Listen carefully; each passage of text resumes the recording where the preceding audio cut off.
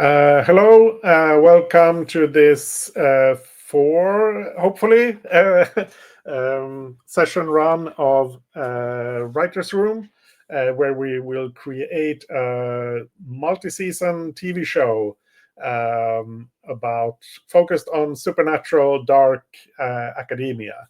Um, we are doing this as part of the Open Hearth, which is an online gaming community. You probably already know that, but in case you don't, you just stumbled upon this, then that's what it is. I'm here with three other players, and we'll do brief introductions of ourselves and talk a bit about what we associate with dark academia. And then we'll talk about safety or communication tools. We'll talk about the game, and then we'll start playing.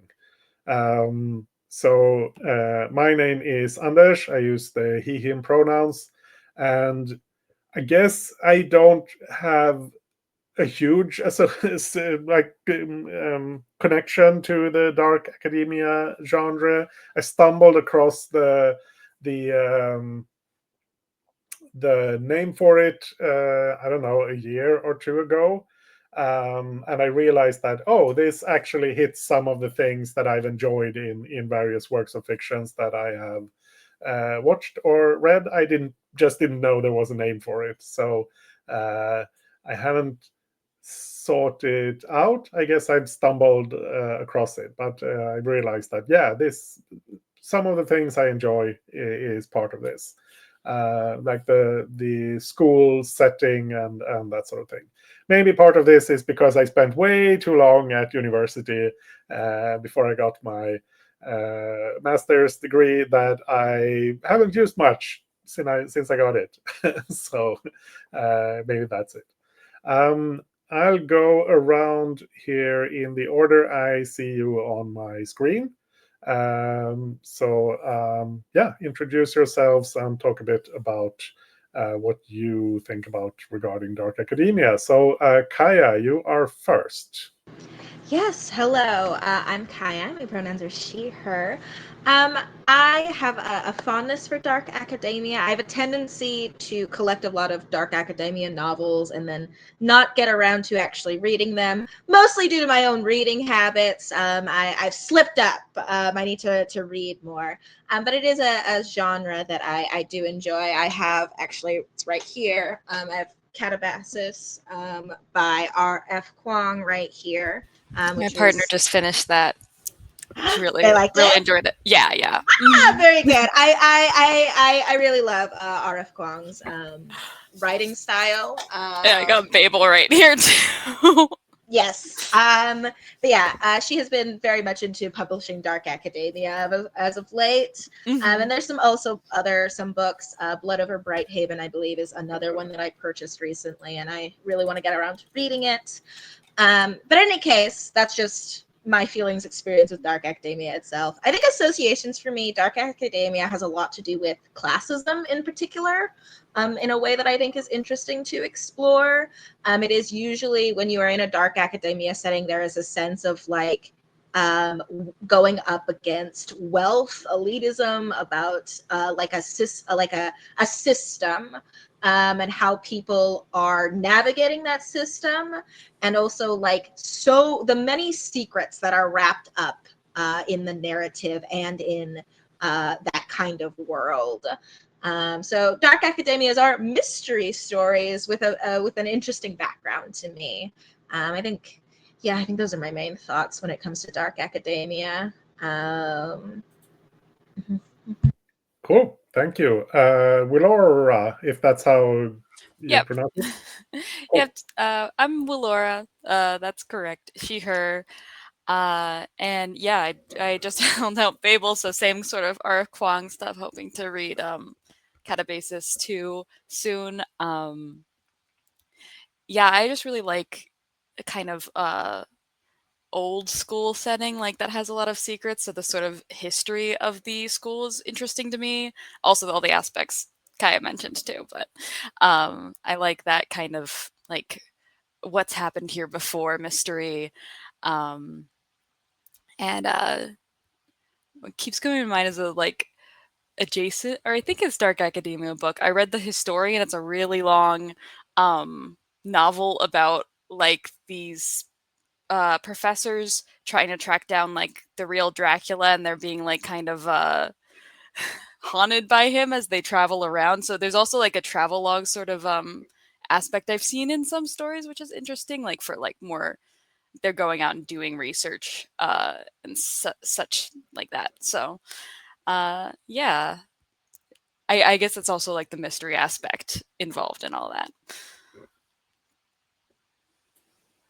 Cool, thank you. And finally, Elle. Yeah, hi, I'm Elle. My pronouns are she, her. Um, as for Dark Academia, I feel like I understand it best as more of an aesthetic than a genre, really. Um, I am not familiar with a lot of shows or films or books that would fit neatly into Dark Academia as a genre, I think. But I think what draws me to it most is I'm sort of interested in themes of like legacy and tradition and maybe the sort of dark underbelly of those two things as like pillars of genteel society. So this feels like a genre that is ripe for exploring that, and I think that's where my interest lies mainly. Um, Other than that, I really resonate with having a master's degree that you don't use. But yeah, that's me. Yeah, I think now thinking more about it, I guess my interest also partly comes from studying. I studied at Uppsala University, which is several hundred years old, so you have that kind of historical thing and old buildings and all of that. Not as much Gothic architecture as there usually is, but still old. Yeah. So we are going to play Writer's Room, which is a game I made that is at least originally heavily inspired by Microscope. So if you've played Microscope, you're going to recognize some things. If you haven't played Microscope, that is not a problem. In this game, we will create a fictional TV series. And for this session, we will do the basic pitch for the show, and we will create the first season. And then each subsequent session, we will do the next season of the show. We don't have exactly the same players every session, which is fine. Uh, but you who are here today will get to lay the foundation and like set the general tone and that sort of thing. So I assume everyone has the link to the sheet. I made some minor and not so minor changes. So if you've played before, or if you have listened to or watched a session before, there are some minor changes, but the main structure is still the same. We will take turns. On your turn, you will pick one of the roles. These are showrunner, casting director, production designer, producer, story editor, and staff writer. You don't have to pick the same role every turn. You don't have to change roles every turn. You get to pick whichever one you feel like at that moment when it's your turn. And then you do one or two things that are related to that role. And usually that means putting something onto the Google Sheet that we're using, adding some information there. I'll go through all of these things in some more detail in a bit. To begin with, we will not do the story editor and staff writer roles because we want to create like the basic premise of the show before we start going into the details. Yeah, and before we start playing and before I go into more detail there, I'll talk a bit about the safety or communication tools that we're using. So we're using lines and veils, which are on the safety and setup tab. I think everyone has had a chance to go through that. If not, you can add things later, and we'll excuse me, but you may need to point out that you've made some changes there.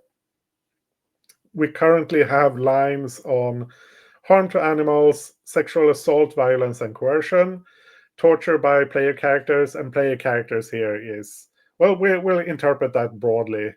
We'll generally stay away from torture, probably, but definitely torture by any of the main cast, I would say. Definitely not probably put it on screen. And also slavery. We have veils on harm to children, domestic violence, sexual content, and suicide. And since this is a game where we're kind of at least one step removed from what's actually happening, I don't think any of this will be an issue. But if something happens, or if someone brings up something you don't like, or use a name for a character you don't like, or whatever, you can also use the X card. And to use the X card, just say you want to X card something, you can put it in the chat, which can be missed because I'm not always looking at the chat. You can make an X on the screen if you have your camera on, or you can just say that, oh, could we maybe not do that? And I may ask some clarification about exactly what it is you want to remove from the game, but I will not ask you to explain why or for what reason you want to remove it. We'll just try to we'll find a way to get rid of that piece of content and continue playing.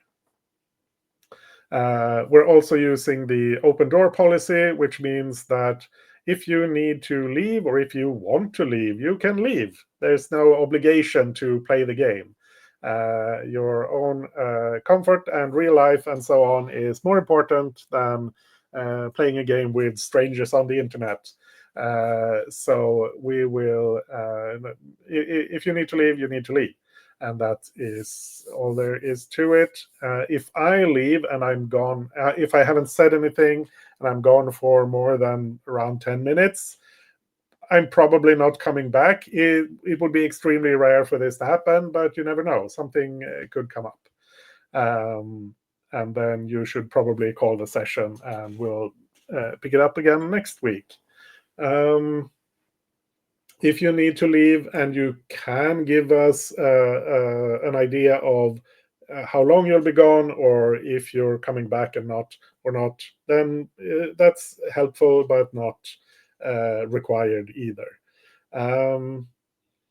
We're also using the Open Hearth Code of Conduct, which I don't think will be an issue either.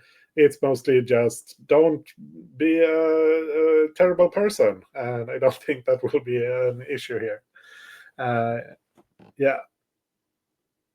So that's that. Back to the game. So, like I said, when it's your turn, you pick one of the roles and you do one or two things related to that role. The reason the roles exist is to kind of give you a direction for what you're doing on a specific turn, instead of like, oh, I want to do this thing and this thing and this thing and this thing. You get to kind of focus a little bit on one area of the show. I'm using terms that are, and this is not just for the roles, but in the game in general. I'm using terms that are picked from like TV writing and running a TV show and similar activities, writing in general. That doesn't mean that these terms correspond exactly to the real world equivalents. I've often made changes just to make the game work better. But the idea is to, if you have any kind of knowledge about these things, and I should say that my knowledge is entirely theoretical. I have never worked on a TV show or anything like that. then you can at least make the connection, and maybe that will help a little bit. I'll go through roughly what the responsibilities of the different roles are, what area they're responsible for. So the showrunner is responsible for the big picture. What is the show as a whole about? What's the elevator pitch, like the 2-sentence summary that you tell your friend when you want to get them to watch the show? What are the core themes? That sort of thing. The showrunner is also responsible for the story Bible. This is kind of an optional element in the game, but I think if we're dealing with supernatural stuff, it can be useful to have it. This can be things like you can't raise the dead, or you can do time travel, but it works like this, and other sort of things about facts about the world and how the show functions in the world, things that are kind of like story true. Like people always get their comeuppance if they're bad, that sort of thing. I don't think that's a particular one that we'll use here, but you can have that, put that sort of thing in there. Yeah, Kaya. Would another example be like ghosts are real could be part of the story Exactly. Bible? Yes, Okay. absolutely. Got it. So it's also about kind of like the fiction, nonfiction lines. Okay. Yeah. And this is partly to remind ourselves of what things we have decided are true, so that you can go there and check, and also because we will have different players coming in, so that they can go there and check. Oh, they've already these are things that are established to be true in the setting. However, as these things are with TV shows, these are TV show true, which means they're true until they're not. This is a typical thing that happens in especially long running TV series. Something is established as being true, and then 2 seasons later they found a way around it, and things are different. But and we can do that as well. We can change things in the story Bible, but in general, things we put down there are assumed to be true. So that's the showrunner. They do the big stuff. We will probably do a fair bit of showrunner actions during this session, and probably not as much during the following sessions. It could happen. Some things could show up there. We may realize that, oh, we have a motif here that we're using. We have used this particular visual thing to mean something, and we want to continue to use that. Yeah, we'll put it in the series overview, because we've established it as something that is used on the show. That's the showrunner. Next up, I'll go to the producer, because they do very similar things to the showrunner, but for one season of the show, not for the show as a whole. They will write the synopsis for the season. If we have a big arc for the season, this is what's going to happen with that.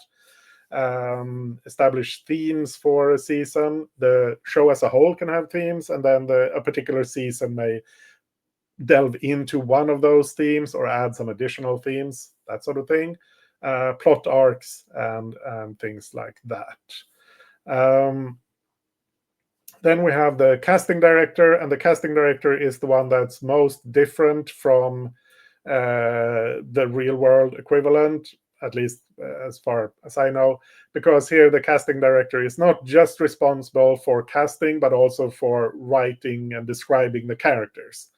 So as the casting director, you will create the main cast, and if we do this as a live show, then you will also cast actors, or at least decide what they look like. We can go into and if you have any questions about anything like Kaya did, please let me know, and I'll answer them now, or we'll go into more detail once we start playing if something is unclear. The production designer is a new role that I'm experimenting with. They are responsible for kind of the look and feel of the show. What kind of clothes are they wearing? What locations are we using? What do the special effects look like? What are the cool props that we're using? That sort of thing. That's what they get to work with. Then we have the two roles that we will not use right away, but which will be the ones we use the most once we start to actually create the individual episodes. Those are the story editor and the staff writer. The story editor creates the overview for each episode. So they can write a synopsis for an episode. In this episode, these things will happen. These are the general events. This is a theme that we will explore in this episode. These are plot threads that we want to see here. They get to decide the titles of the episodes, which is always fun. And they can bring in guest stars. This is a character that shows up in this particular episode. They're not part of the main cast, but they show up here. And then the staff writer does the nitty-gritty details. I should mention here that for this first season, we're doing 5 episodes, and that's because that's a good number that we can have a beginning, a middle, and an end, we can get that done in the 3-hour time slot with this, including this rules explanation and all of that. 5 episodes is a good number for that. The following seasons, we will try for next session, we will do 7 episodes. If that feels like it's we have room for more, then maybe we'll do 1 or 2 more episodes for the following seasons. But we'll see about that. Each episode has 3 scenes, and the scenes. This doesn't mean that these are the only 3 scenes in an episode, but these are the 3 important scenes. And it's the same thing here. We have a beginning, a middle, and an end. And if you have an idea for something that happens that doesn't fit into specifically one of these scenes, put it in one of the scenes and just say that, oh, this is the cold open that happens before, or that sort of thing. The individual scenes, they have locations and characters. You can write a summary for the scene. And then you have individual plot beats and dialogue. And a plot beat is just something that happens in the scene. That can be, oh, there's a foot chase through the cramped corridors, or there's these 2 characters are studying in the library. That sort of thing. It's just something that happens. We also have visuals and needle drops. Visuals is like a particular shot, like, oh, this is when the main character leaps up onto their desk during the final exam, or things like that. And needle drops are songs that are featured prominently in the scene. One thing that I'm experimenting here with as well is to give some of these responsibilities to the other roles. Specifically, casting the guest stars is for the casting director. So the story editor will put a character into the episode, but the casting director is the one who decides who will play that character. Similarly, for the scenes, it's the production designer who comes up with the visuals and the needle drops. So someone who, the staff writer may decide that, oh, I want a song here, and then the production designer puts that song, decides which song it is, or the production designer may just decide that, oh, it would be cool to have a song here, and they can put it in. One important thing here is that this is not, unlike Microscope, this game doesn't go top down. You can start wherever you like. If you feel that, oh, I have this cool line of dialogue that I want to put somewhere, throw it into a scene in an episode somewhere, and we'll just build out from that. Or you can decide that, oh, I want to write the synopsis for the episode We don't really know what the previous or following episodes are about, but I know that I want this episode to be about this. Then you can put it in there.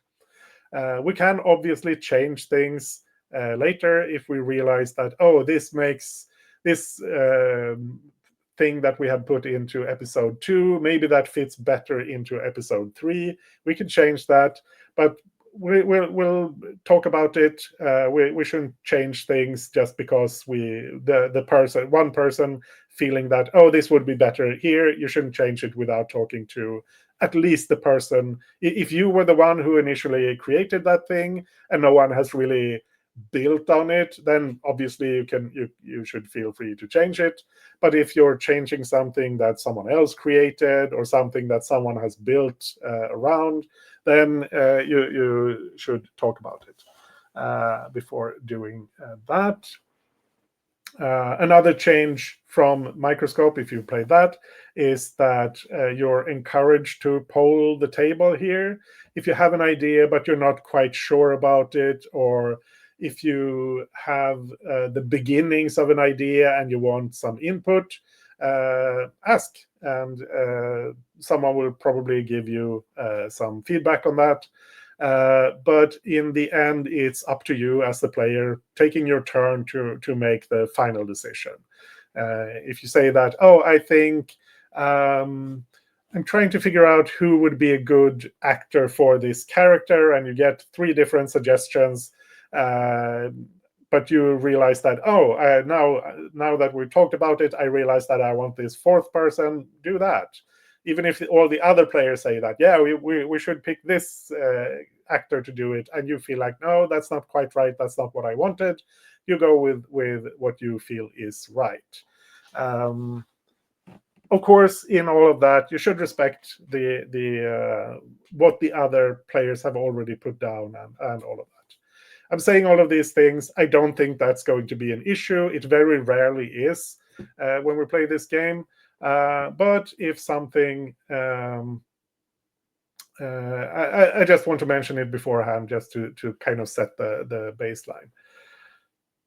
Now I've talked for a good long while, and I've talked about most of the parts of the game, other than we keep playing until we run out of time or we feel like we're done. So there's no there's no real set way to end the game.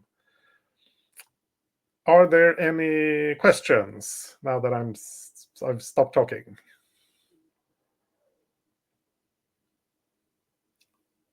Doesn't seem so. Cool. For the first few turns, I would say like the first 2 go rounds here. So we'll each have 2 turns.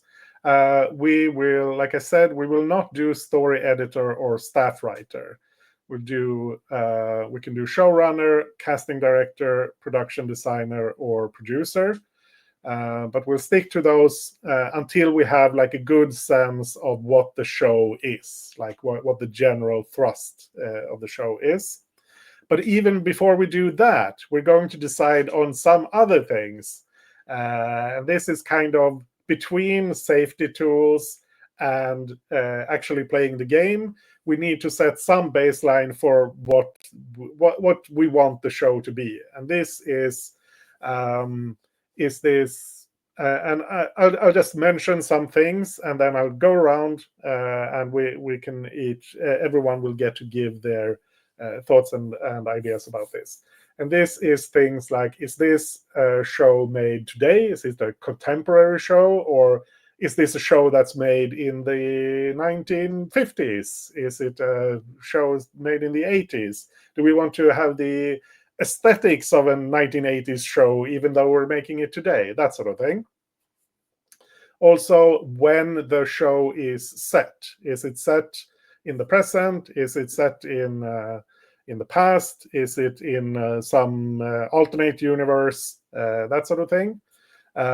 We will settle a bit on tone, and also like the rating. Is this a child-friendly show or not? Is it intended for teens? Is it intended for adults? That sort of thing.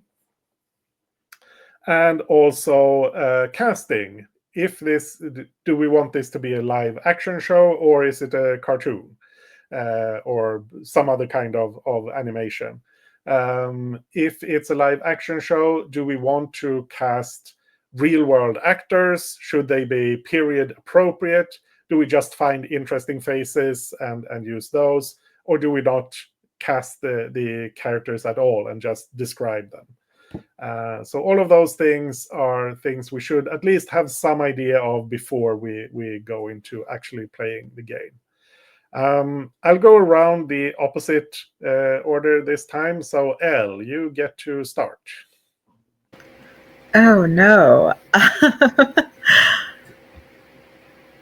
I guess as far as the time period, I think to me it's interesting if this is a show that's like made today but has some kind of retro aesthetic to it.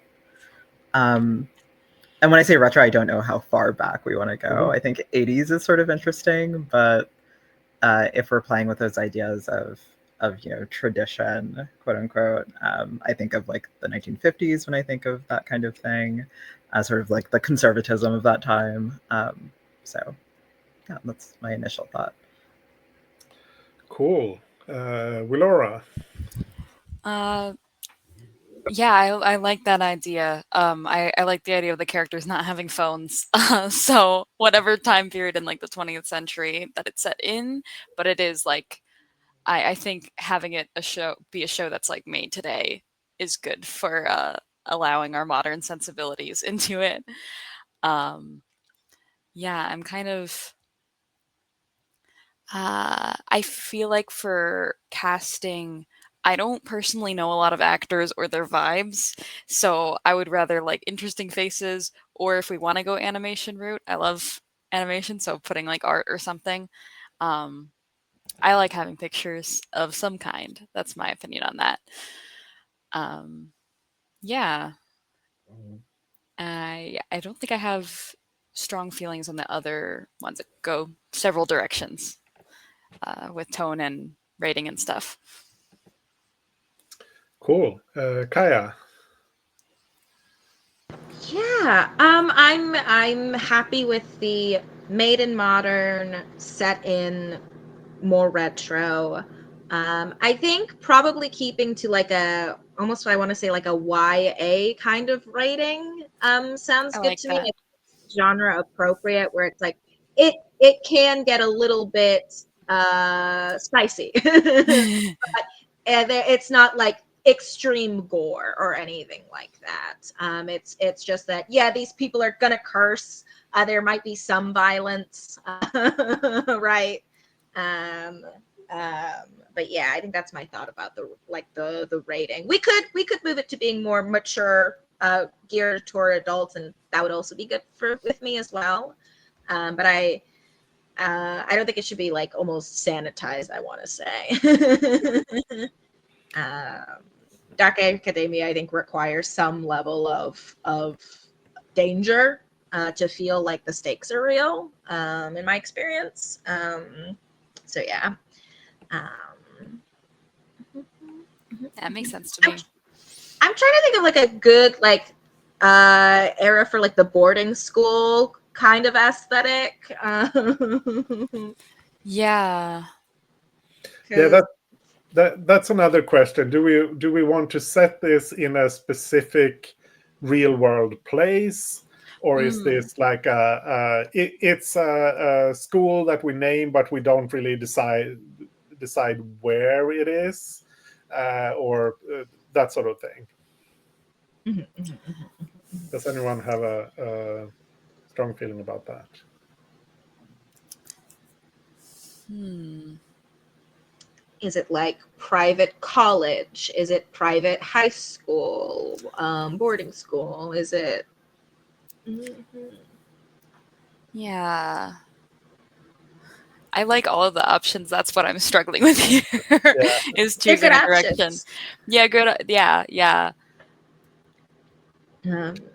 Great. Anders. Yeah. I don't have a strong opinion either. So let me throw out another topic that may spur us in some direction, and that's the supernatural element. Mm. I put that in the title because I like having some sort of supernatural thing. It's obviously not necessary for the dark academia genre or aesthetic, I don't think, but it's fun. So it's interesting to have there. Yeah, I think it's an important conversation to have because dark academia, I think a lot of the times I see it does have some element where it's like sometimes there's like a cult beneath the school. Yeah, yeah. Mhm. So you should at least talk to it to make sure everyone's like feeling safe and comfy with it. Yeah, um, and I'm this down can for sort anything. of ring. Yeah, sorry. Oh no, I want to hear what you're going to say. Um, yeah, and I don't know. I don't remember if I mentioned this in the email I sent out, but this can kind of range from, if we're going one extreme like Wednesday, where all the students are supernatural creatures or have weird powers and that sort of thing, uh, Mm. to they have some kind of gift that they're learning to use, that they're studying magic at the school, to they're just regular students at a regular school, but there is some supernatural things going on. Maybe there are ghosts that they're investigating, or maybe we have that cult that's like a thing that they're coming in opposition with, or something. Elle, I'll point to you again since you haven't said anything for a bit. Yeah. I think I'm definitely most drawn to the idea of normal people in possibly extraordinary circumstances. Hmm. Um, I'm very, very into the idea of having supernatural elements, even very strong ones. That's fine.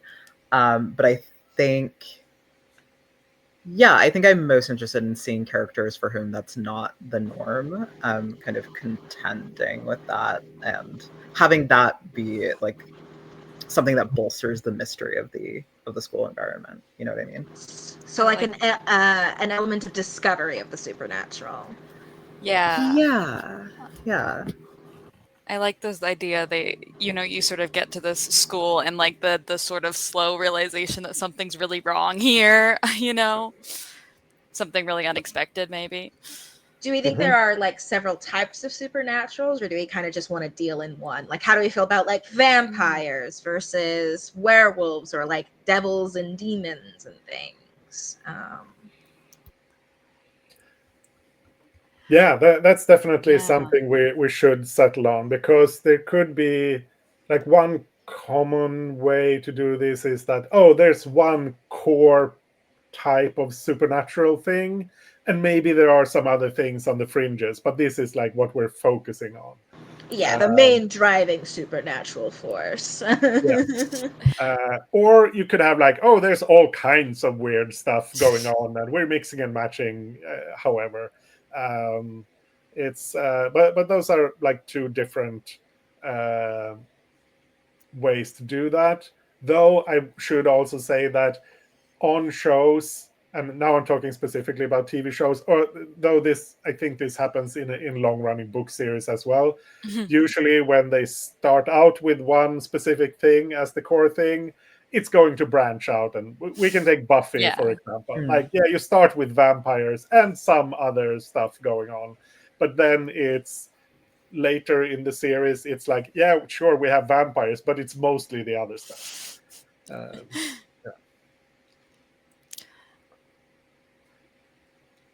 I'm not sure this would be the core thing, but I feel like there needs to be ghosts of some yeah. kind going on here. Very, very into ghosts. Yes. Yeah. Definitely ghosts. Hmm. And I kind of like the idea of like supernatural creatures that aren't like easily identifiable as a thing you've seen before. Like, the Yeah. students wouldn't be like, "Oh my god, it's a vampire." They'd be like, "What is that?" More of an eldritch horror kind of vibe. I think not necessarily, just not as recognizable. Like you could have Mm. a weird person shaped monster, like a vampire, but that's not doing the exact same thing. That's like we as an audience and the characters don't really know what's going on. So more of the mystery element than like sort of stock supernatural creatures. Interesting. Cool. Yeah, that's Yeah, kind of kind what I'm feeling. of maybe subverting some of the stereotypes around the creature, or just making them a bit strange. We don't see the vampire drinking someone's blood the first thing that happens. Maybe they Yeah. don't bite people in the neck. There's something else, but they're still Yeah. draining life force, or that sort of thing. Mm-hmm. Cool. I'll just mention some of the things that I have noted down here. So no one said anything other than making that the show is made today, which I think is fine. We talked, but perhaps set in the past, not having cell phones is definitely useful for certain types of plots and that sort of thing. And there's usually, I think, um, I've seen this thing with cell phones kind of divided into three periods. One is, yeah, you're setting it in the like 1980s or earlier, roughly, where people generally don't have cell phones. You can set it in the 1990s, where a lot of people have cell phones, but you don't have smartphones. You have the internet, but you don't have social media. That's one distinct period. And then you have kind of more like the present, where people have smartphones and there's social media is a big thing. Um, do we want to decide kind of on which of those? Of course, we can do a show that's set in the present, and for whatever reason people just don't have cell phones in this school. Could be that there's Not allowed. something like that, but it's more difficult to explain.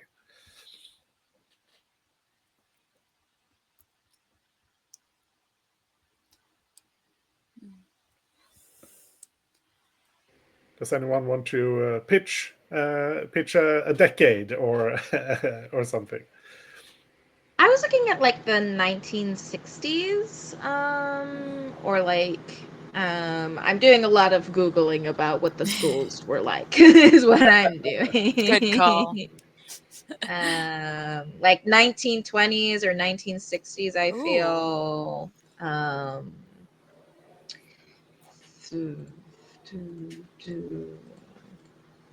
Are probably those are probably interesting to work with, I feel. Now, if we wanted to do the modern set in modern, I feel like the thought process would be to get the phones out of there. I could see like a private high school, like a boarding school of some sort. I could see a school like that taking away the teenagers' communication, right? Yeah. Like they don't have access to the internet while they're on their campus for the school year. I could see that. And like it still exists. If there's an emergency, a character can gets called to the front office and they're like, oh, your family called in, something, you know what I mean? Yeah. Like that's within reasonable grounds, I think. If we wanted to set modern for modern, but without internet. But yeah, I think my call, if we want to do like a period piece, is probably 1960s or 20s, for best inspiration, maybe. Yeah, I liked what Elle was saying earlier about the 50s, and I am also cool with the 60s. I think that's a fun aesthetic as well. So somewhere in that time period seems good to me. Yeah, 1950s. I'm happy with the 60s too, if that's what you're leaning toward. 1959.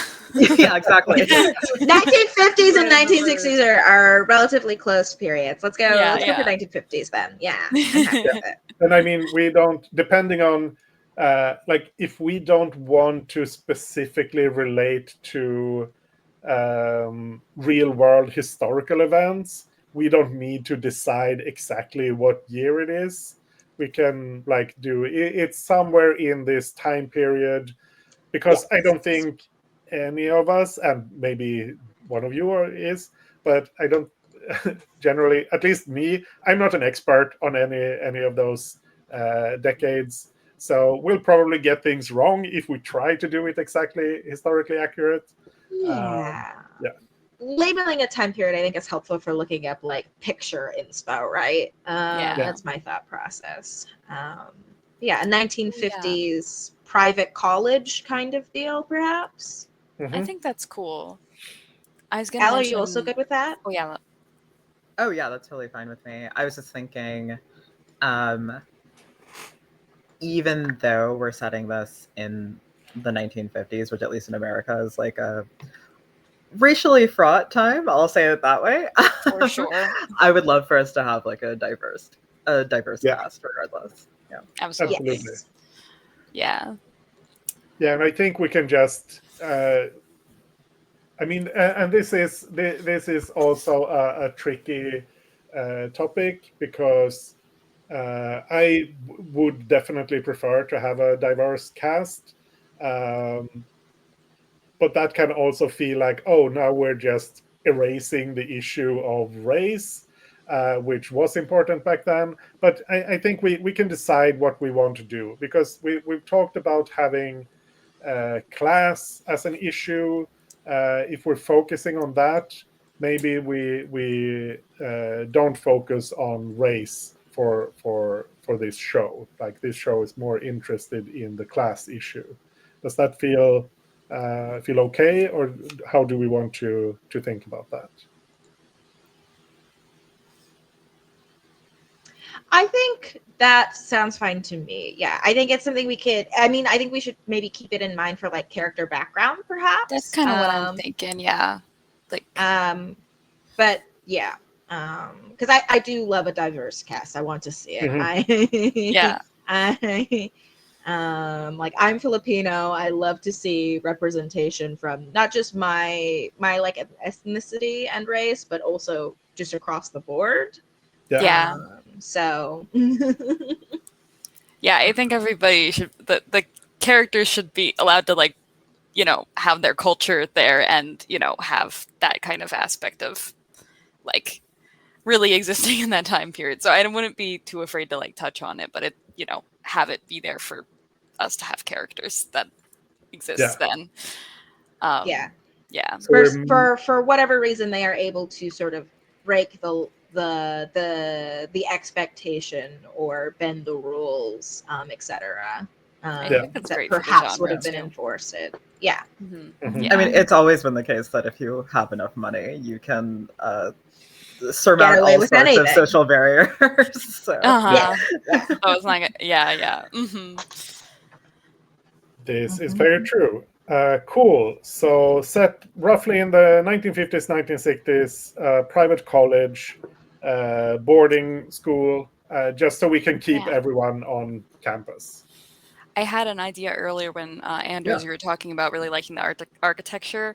Something I haven't seen in a lot of these series or depictions of academia, but like was true to like I went to like a British not boarding school, but like private school that was like pretty old in England, Mhm. and what was really fun about that is different parts of the school were built at different times and they all connected and they were very like interesting like puzzle pieces of like Yeah. weird corridors and stuff that like, oh, this is from I don't know, the 30s, this part's Edwardian, like, and it just this interesting mishmash of where you're in the school. I would love to see that of Yeah, the like, historic periods and different buildings. Yeah, that's very fun. yeah. Mm-hmm.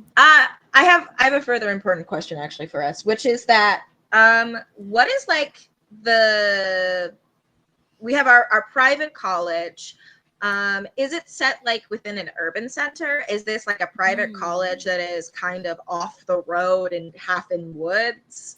Or do we get really heavy winters? Like location Yeah. wise, it's not like I'm saying we have to set this in like New York, or anything like that, but just like a vague idea of the terrain around, I think is useful.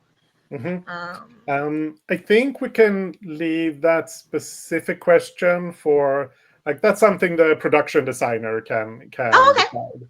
However, I do think you're touching on something that is important, and that is, Mm. are we focusing entirely on life inside the school, or do we Mm. have like connections? Do we have townies, or is this like an isolated society all by itself, or at least that's how we're depicting it? Or is there, how much interaction do we want the main characters to have with the outside world? I Yeah, would love to this could play be with like the a college isolation. town. Okay, great. That's my take on that. Yeah. Al, how do you feel about it? A more Yeah. isolated location? Yeah, I think for like a little bit of a spookier vibe with the mystery, it makes sense for it to be isolated.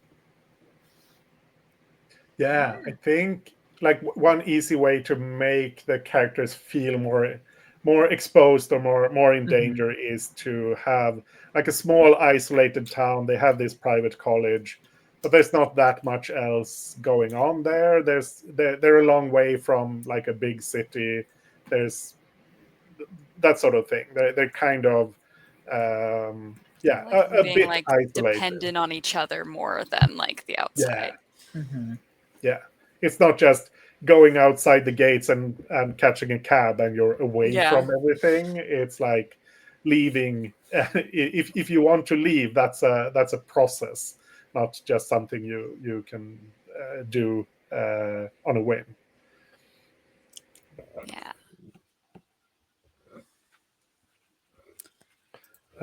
Cool.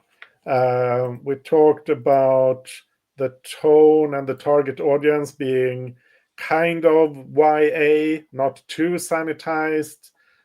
So we're aiming for probably teenaged audience in that case. Do we want to stick with that, or do we want to change that in some sense?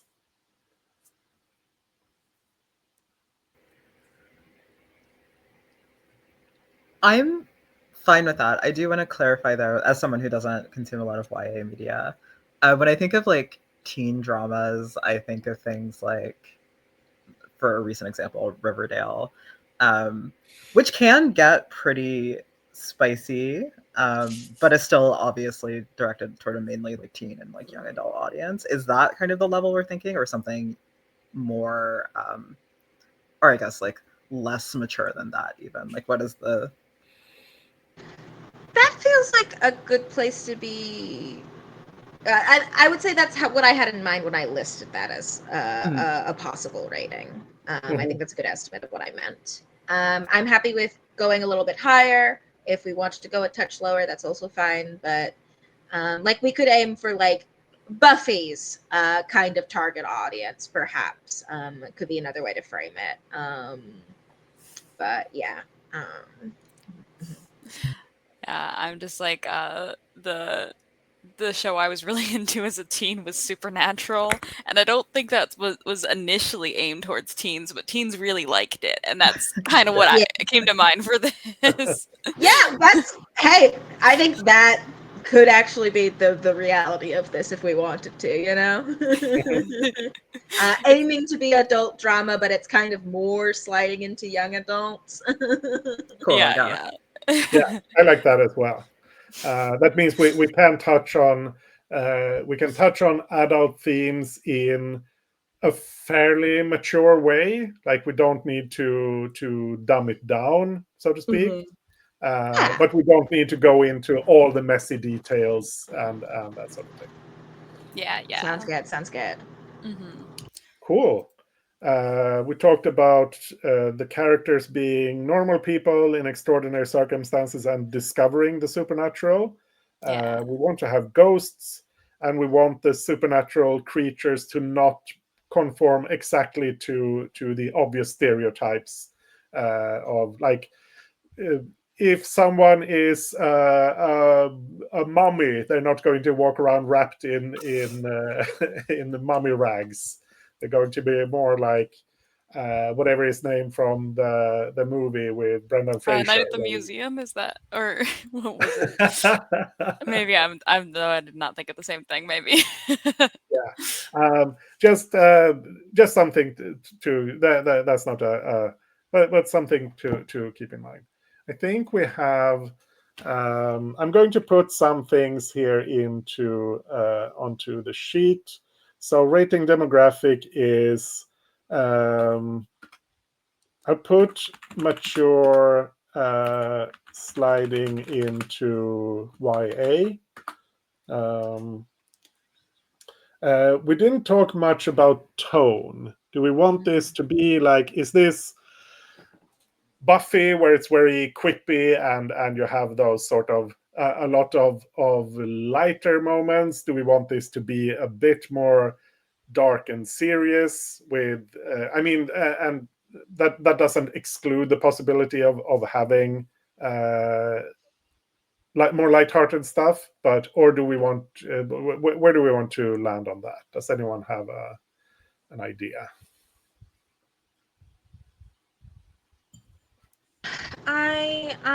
I think I'm feeling more drama that can still have possibility for lightheartedness or comedy, but I think more drama generally. Drama mystery. A word that came to mind for me was like broody. Oh yeah, broody. Yeah, I'm into that. Cool. We put that broody drama mystery. I think that's good. Time period. I just realized I haven't split this up, but made in the present. Present is not the right way to spell that. Made in the present, set in the 1950s to 60s. Yeah, and then finally casting. We haven't settled on, is this a live action show or is it some sort of animation? My personal preference tends to be towards live action, but that's because I like casting characters or casting actors in shows. I'm not absolutely not married to that idea, but that's my personal preference. I think my preference is for live action too, in part for selfishly for the convenience of finding pictures. I think I would have an easier time finding real actors than compelling animated or illustrations. Good with Cool. that.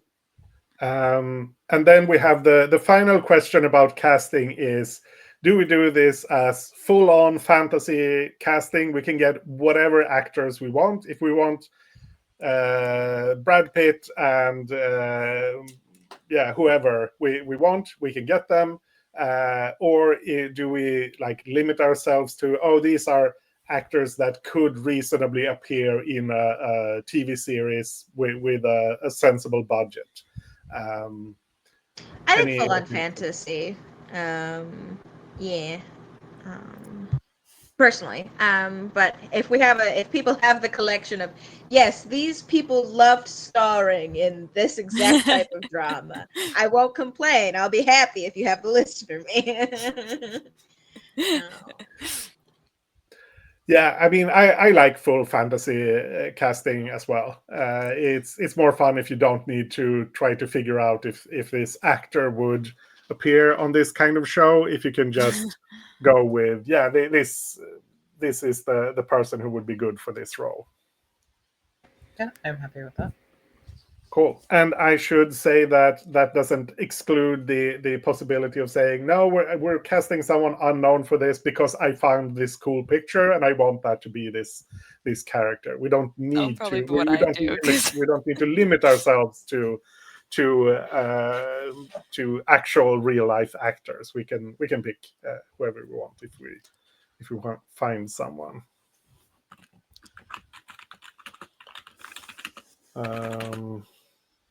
I just put fantasy casting in the casting notes. Cool. Is there anything? Oh, I should put ghosts exist in the story Bible because we decided that we definitely wanted ghosts. And I'll leave the thing about other supernatural creatures. I think we've talked about it, or maybe actually I'll put that in the story Bible as well. Most supernatural creatures don't conform to stereotypes. Yeah, I think that's just to remind ourselves about that. I think that's enough for us to get started, but we're also at the time where we should take a break. Uh, so let's do that. And if 6 minutes is okay, we can come back at 22. Sounds good. All right. Cool. Then I will post the recording. Cool, we're back. And with the general setup out of the way, we can get started with the actual game. Like I said, to begin with, we'll do showrunner, producer, production designer, and casting director as our roles. I'll go in a little bit more about what they will do, if you have an idea where you want to put that. So for the showrunner, it's if you have an idea for the show as a whole, things that will be true over all the seasons of the show, then you want to be showrunner. If you want to decide something there, I know there are things here like theme song and title sequence. Those things can kind of change over the life of the show, but we'll leave that with the showrunner still for now. I'll note that themes, recurring motifs, and common scenes, I'll explain those a little bit more, just in case you and any of you or someone listening or watching isn't that familiar with those terms. Themes are, and the way I usually, hello, Kaya, welcome back. So sorry, did I miss anything? Sorry? So sorry for the wait. Did I miss anything? No, I've just started going into a little bit more of detail on the various roles. I'm talking about the showrunner. So themes, the way I usually think about themes is that it's a question, and the question can be is usually in the form of how do you achieve X, where X is some sort of ideal or goal or end state. Or you have two ideals in opposition to each other. Which is more important, family or freedom? That sort of thing. Recurring motifs are visual motifs or lines of dialogue or musical motifs that are recurring and take on meaning based on how they're used on the show or in the particular work. So I have a bad feeling about this is a motif from Star Wars, because it's a line that's repeated and it takes on a particular meaning based on how it's used and the context. Common scenes are, this is especially common in procedural shows where the characters are solving a certain type of problem every episode. And this can be on a murder mystery show. It can be when the little old English lady sits down with her neighbor and has a nice cup of tea and talks about the things that she has found out so far about the murder. That can be something that happens every episode or nearly every episode. So that would be a common scene. Same thing if we're doing Cobra Kai, then some people have a karate fight. That's a common scene. So those are those things. The story Bible I already talked about. And the producer does many of the same things, has many of the same things as the showrunner, but these are specific to this season of the show. They're not necessarily true for the show overall. They are for the specific season. The casting director, oh yeah, I mentioned that characters get to do one or two things, which means that if you do the showrunner, you can decide on a theme for the show. That's one thing, and maybe you decide on a common scene, and then you've done your two things. The casting director does the same thing, but they get to do one extra thing, and that's to name a character. If they add something to a character, they can also name the character. And I've done it that way because naming a character usually feels like just a small thing to do. So that doesn't take up one of your two actions. I'm not sure if that makes sense, but that's the way I've done it. Casting director gets to describe the characters, like what are their motivations. I put that as core drive. What are their relationships to other characters? What are they like? That sort of thing. That's one thing to do. And another thing to do is to cast the actor who plays a particular character. So that's also an action. But naming a character that you added something to, that doesn't count as one of your actions. And finally, the production designer, which, as I mentioned, is a new role, so I'm not sure how this will work out. But they get to do physical descriptions, like style, and that sort of thing. How is this character dressed? What's their style like? Or the general tone of the general style of the show. What kind of clothes are people wearing? Recurring special effects, like for Buffy, the vampire turning into dust, the reused animation sort of thing. Doesn't have to be that specific, but things that are commonly occurring. They also get to do location scouting, where you find a picture for, this is the main building of the college, this is a picture of the town, that sort of thing. Now I will stop talking about this and will actually start playing. I'm going to point to Kaya to start. Gasp me. Yeah. I think I'd like to take up the mantle of casting director. Mm-hmm. And I think the first character I will make, don't have a name idea for them yet. But I think the description I have, which is an amnesiac young woman who hasn't quite realized that she was recently resurrected from the dead. Ooh. I think she is a attending student of the college. Very cool. So I think that's my first move there. I think I will also. And to clarify, you can do something more on that character, or you can do something on another character. You're not tied to. Yeah, I'm like, should I make a second character, or should I detail her a little bit more? I think I'll detail her a little bit more, which is I think she'd like to figure out her true identity, because she doesn't know who she is. Cool. Willora, you're next on my order on the screen.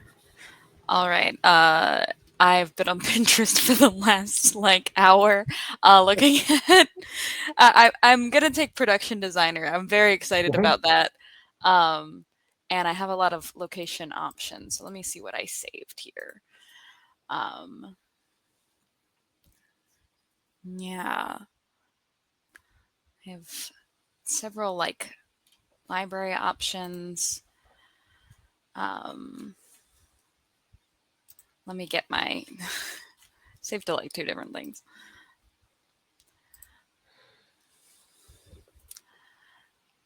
Okay.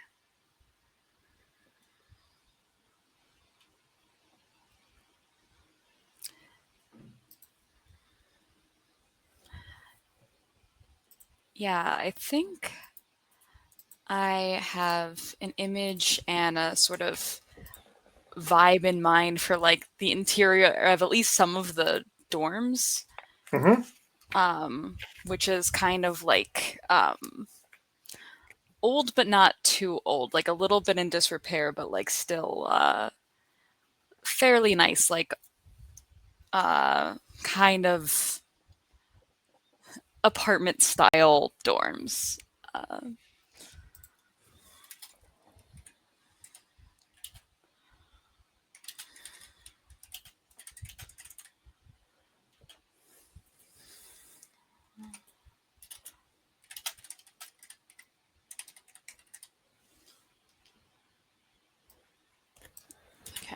adding a description here.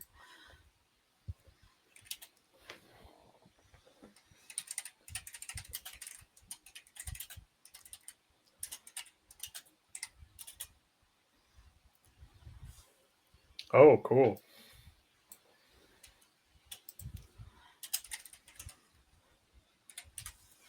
Yeah, like I could see like a murder happening, you know, in the small dorm building, and like, you know, different characters living in different buildings. Yeah. Yeah, that's kind of what I was feeling. Okay, so So you say, yeah, and they look a little in disrepair. Is yeah. this is this because the college is short on money, or is this like, oh no, the dorms are funded by a separate fund or are the students themselves supposed to take care of it? Why do you think they're in I disrepair? I think that there's probably nicer ones for like honors students and stuff. Like this is, you know, your basic ones. And I think they're just old, you know. They're like they haven't put as much effort into maintaining the living spaces for the students in a, you know, in regards to building new places on the campus. Hmm. Gonna Cool. make the Yeah. background black. Yeah. Make it a little spookier. Okay. And ooh, I have a lot of cool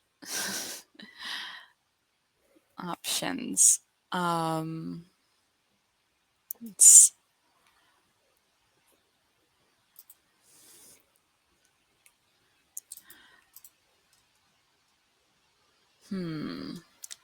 I saved too many options for a library, and now I'm like deciding between them. Let me just get. Can I make a quick edit to what I put down? Yeah, absolutely. Brilliant. Also thought I turned my camera off, but it's back on. My bad. But it doesn't matter. We're all good now. I was the slight edit I am making is attending the school on scholarship from the headmaster. So whatever her situation is, she knows that the headmaster has given her a scholarship for it Interesting. to attend here.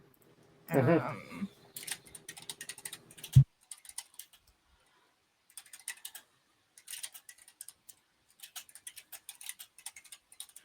Yeah, so I settled on this picture for the library. It's sort of like a really big domed room with like a giant skylight that's very airy during the day. You can sort of see the stars during the nighttime. And also probably feels pretty dark during the nighttime because it's really hard to light a room that big, especially if you're just having the desk lamps. So, yeah. Very cool. Yeah, Elle, your turn. Yeah, I'm going to act as casting director and add a character. I think she is a new transfer student whose brother disappeared from campus like 3 or 4 years ago before he graduated. So I will write that down. I have a picture in mind, but not really a name yet.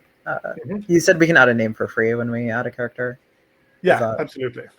Cool? I will come up with something. Yeah. And sometimes, like when we did the one of the things for Battle Warriors, one of those sessions, we didn't name the characters at all. We just had them as protagonist, love interest, and rival, I think. It's not necessary to name the characters. We'll probably do that here because we're doing a longer series. But yeah, it's not like naming characters is, strictly speaking, from this sort of writing that we're doing, it's optional, but it's probably helpful because it makes it easier to keep track of them. Cool. This means that it's my turn. I'm going to put down um, class and classism as one of the themes, since that was something we talked about in the beginning, and that means I'm doing showrunner. So what else do I want to do? Um, I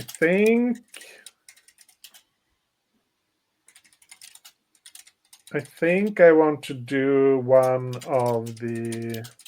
maybe one of the common scenes as um, um, some of the main characters studying in the library. Because now that we have this very cool library, I want that to be a recurring location, and having the characters studying there makes sense.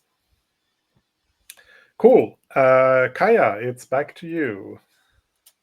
Yeah, I think I'll take showrunner.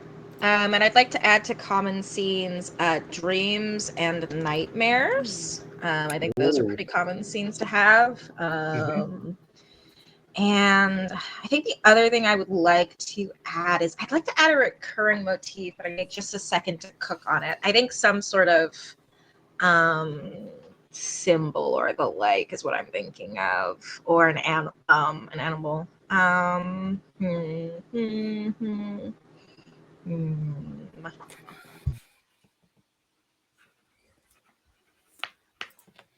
A raven Oh, is classic for this sort of thing. I Owls think are good. rabbits could be cool. Oh, yeah. I was thinking about like hands and like ink stains. Cool. Yeah. yeah. Ink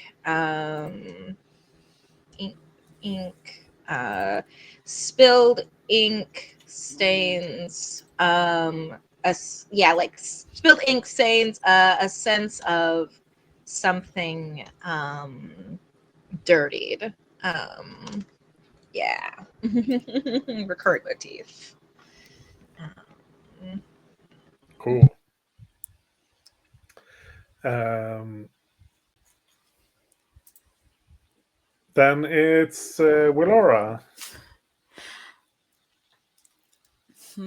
I think I do want to do production designer again. Yeah, yeah. Really, really into this. Um,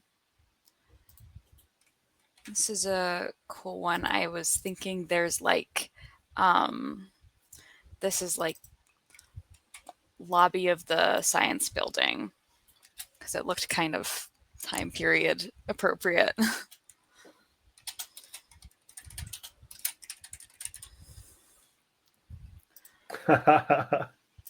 Oh, that's very cool. Um, so yeah, this is one of the more modern buildings, I think. At least for the time period. Oh, it's like the landing people on the moon around this time, right? Or is that Yeah, no, that is what's moon that? landing? Early mid 60s, late 60s? Um, It's It's like the late oh, it's 1960. 60s, I like think. Yeah. yeah, the first crewed mission to the moon was 1969, but the first human-made object to touch the moon. So there's space stuff going on. Yeah, So yeah, maybe um something 1969 to is do the with first that. moon landing. So, Hmm. but all 50s and 60s is a lot of space stuff all the way through. So. Yeah. Um, oh, I think I'll fill out the description of the building in a second as like one of their newer ones that's like pretty large.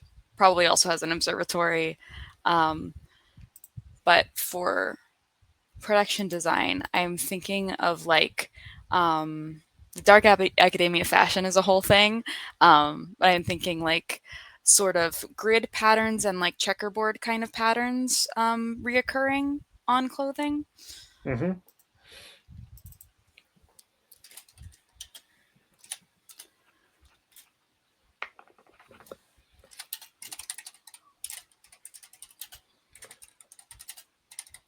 Cool. L. Yeah, I think I'll do a showrunner action or two. Given the characters we have so far, I think conspiracy makes sense as a theme. Yeah. So I will go ahead and add that.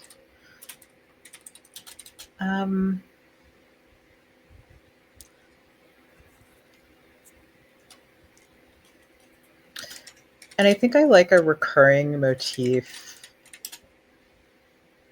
of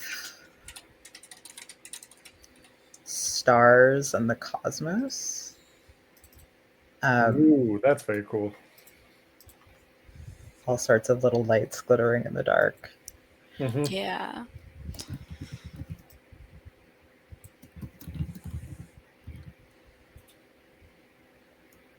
Yeah. Then it's my turn. I've been looking for someone because we have mentioned the headmaster, and I'm trying to figure out. I'm trying to find an actor who can be that sort of, because I feel like this should be an ambiguous figure. Like we don't know if they're a good person or a bad person. They should be like because they're clearly involved in this bringing back this young woman, and I think we want to be uncertain about who they are and what they're up to. And I want that uncertainty to be obvious. Like it should be clear that I don't think it should be a surprise if this person turns out to be someone shady, but it shouldn't also be like a twist if it turns out that they're not shady. So I want someone ambiguous. I haven't found anyone that has the right vibe, so maybe I should just leave that for now, unless someone can pitch an actor for this.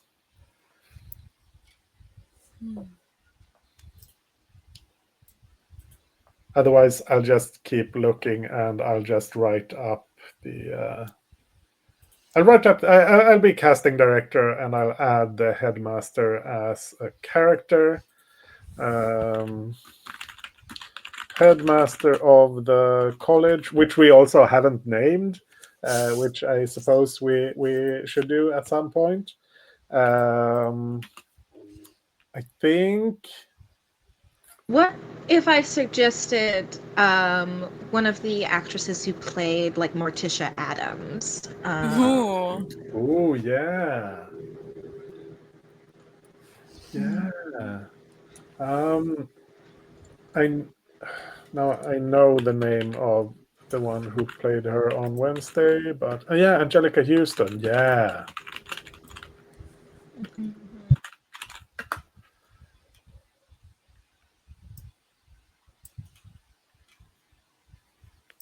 Angelica Houston could work. I think.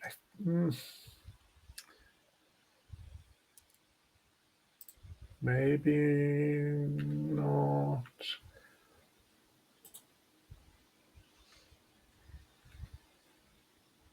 She doesn't have quite the right vibe, I feel. I don't mind her, but it doesn't feel quite right.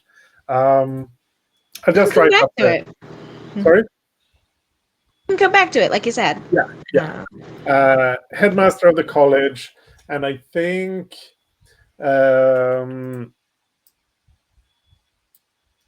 they're a bit of a meddler. They get involved with medals in student and teacher business, um, pull strings, um, morally ambiguous. I think that's enough for now. Just realized that there's an extra space. Doesn't matter. And I think I'll also add one of the students or teachers, maybe. Actually, maybe I'll just add an actor. Ooh, wait, maybe.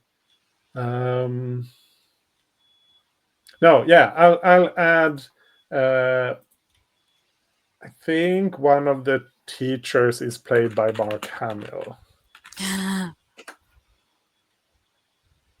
I just need to find a good picture, and that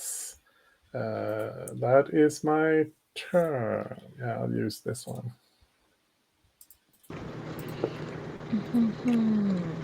So now we've done 2 rounds of the. Did I not fix this? Apparently not. We've done 2 rounds. I feel like we have. I think we could do one more round of staying away from story editor and staff writer, just to maybe flesh out the cast a bit more, maybe get some sense of the season, like what we're going for, maybe. Or do we? What do you think? Do we need to do this, or can we start to get into the weeds? I most likely would myself take another turn as casting director or production designer anyways. Yeah, I think Yeah. so too. Cool. Then let's say we open it up to whatever. But yeah. So Kaya, go ahead. Yeah. I think I will continue casting director here for a second. I'd like to add a character. I think this is either like I think it's like an assistant teacher, perhaps to Mark Hamill's role. Yeah, to Mark Hamill's character. They bear no resemblance to Leonora Knox, but speak exactly like how her missing brother did. Yeah. Assistant teacher Mark Hamill's character. They bear no resemblance to Lenore Knox, but speak exactly like how her missing brother did. So I think I am adding a relationship or two here, which is subordinate of headmaster / Mark Hamill, and then strangely familiar to Lenora. Very cool. I did also name the amnesic young woman to Scarlett Soto. Cool. Cool. Yeah, Willora. Okay. I think I'm gonna do casting director this time. I was thinking another student, and I like this picture.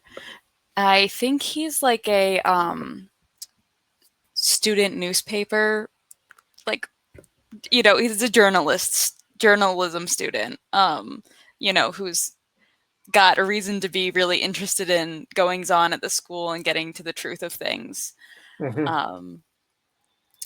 So I don't know if the description in the image is the 2 turns, or can I add something else? Or Yeah, picture is 1 turn, and then description is 1. cool. Yeah, cool. So L. I think I will also add another character. This will be another student. I think she has been plagued by ghosts for all of her life, and this has come to a head since coming to this school where phantoms and the dead walk freely.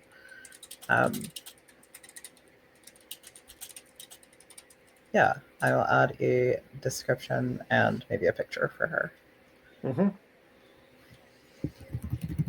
Cool. I am still looking at pictures. I'm not finding the right one. I frequently spend hours So on Pinterest. yeah, I get that. so I will move on to something else. Yeah, I'll be producer. I think. I think one of the plot arcs this season is Scarlet digging into her lost memories. That's something that we should be doing. And I think also, let's see. Yeah, I mean, we'll have, I think also Scarlet, Leonora, and I'll call the journalism student JS for now. Uh, Yeah, I'm looking at names for him right now in between turns. yeah, I'd say joining forces in investigating events at the college because they feel like our right now they feel like our core uh, characters main focus. So those are my two things. Kaya. Yeah, I'll also slide over to producer with you.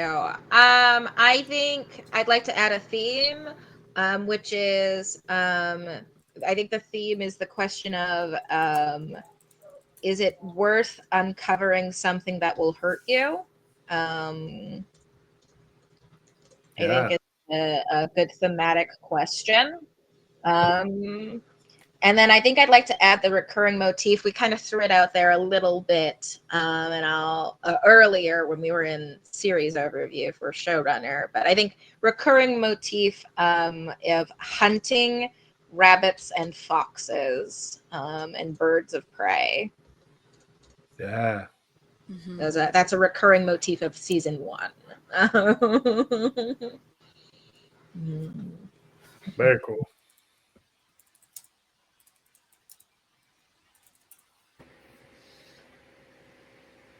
Cool. I'm gonna go back to showrunner, I think.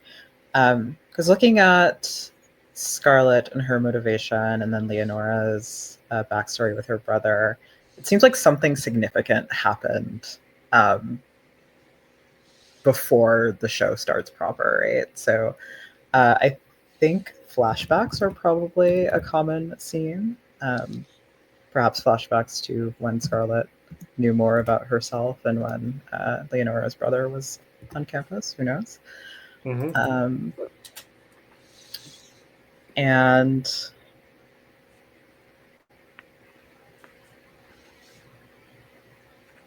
as a recurring motif,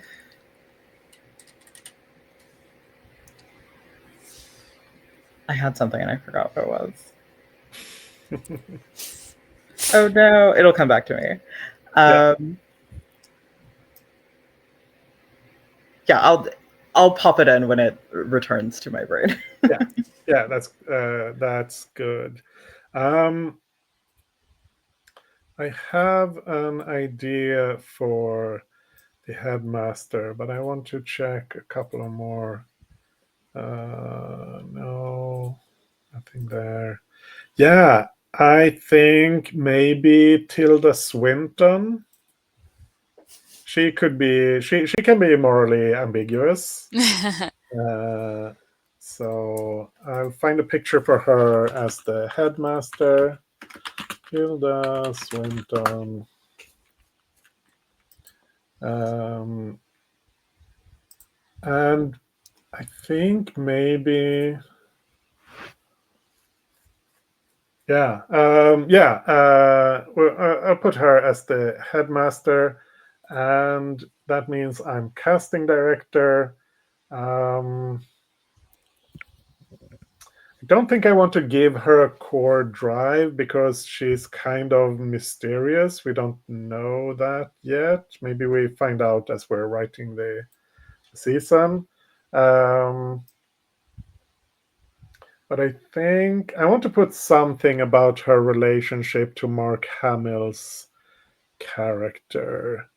Um, I think. Divorced. Oh, Divorced. oh, yeah, that's very good. That's very good. Divorced from Mark Hamill. Yeah, cool. I'll find a picture for Tilda, and it's on to you, Kaya. Yeah. Oh, there's so many good things to do. Oh no. Um,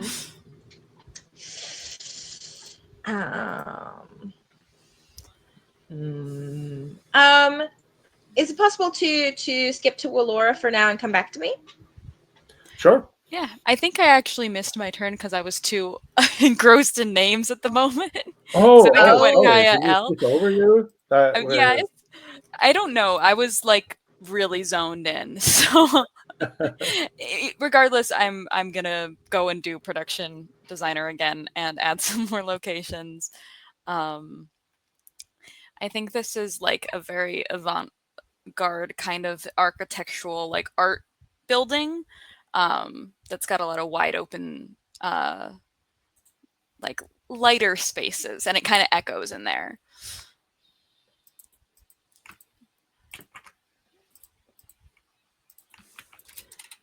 It's building.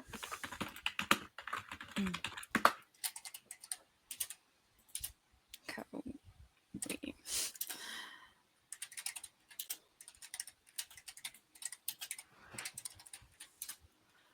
Okay.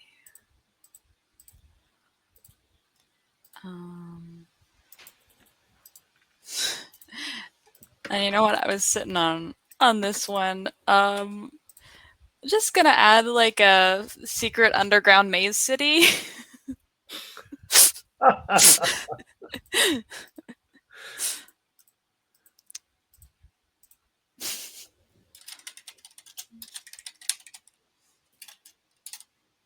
That can maybe be like a final reveal of the first season or something. Yeah.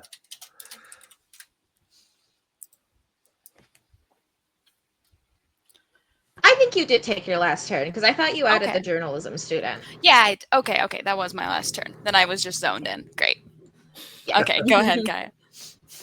Yeah, I'd like to take a production assistant, production designer myself. And although I don't have a picture for it, I would like to add the lake. So description sits on the outskirts of the academy.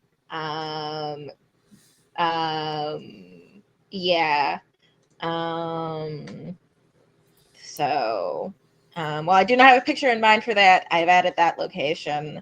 I'd also like to add to the production design section. I think I'd like to add some sort of special effect, or think about like the wardrobe, hair, makeup, and cooking on it. I think. I kind of want to say that, like smoke. In general, sort of like smoky special effects is kind of what I'm thinking of. I don't know how to phrase it.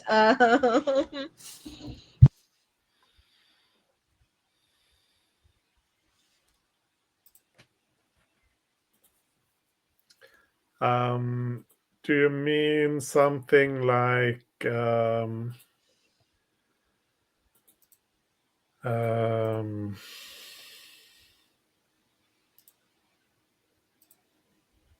is this something that we use to for the flashbacks or for the dream sequences, or is it like steam vents, or what do you think? I think I was thinking of the former, but you have reminded me that when we're doing production designer, you can add a location or add a specific prop. Yeah. Oh. Mm-hmm. So now I'm just like, oh, what if I want to add a prop? I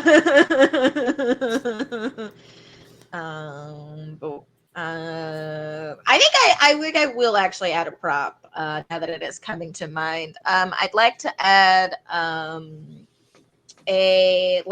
some sort of strange journal slash book.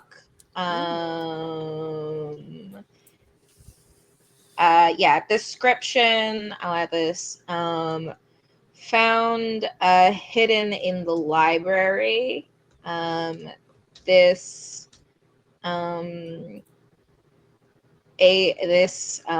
old book is filled with odd drawings of what do I want to of bodies and runes. Looks I think lots of scribing about anatomy and the weight of a soul. Cool. Yeah. Anatomy and let's say alchemy maybe. Mhm. Yeah, anatomy and alchemy. I think that makes sense. Cool. So I think we're on to L then. Yeah. I am thinking of taking a turn as the story editor. Mm-hmm. I think I'll add something to the season premiere. I'm imagining the final scene of the season premiere happens by the lake on the outskirts of campus. And so I have like an image in mind for this scene, but like to describe it would also probably involve putting a character in the scene. How No. discreet do they want That's to be fine. about this? You can absolutely do that. Like if you sometimes you just want to say that, oh, these two characters are going to be in this scene, then you put them in characters. But if you have the summary, if you have an idea for the summary and that involves some of the characters, you can put them in there right away. That's perfectly fine.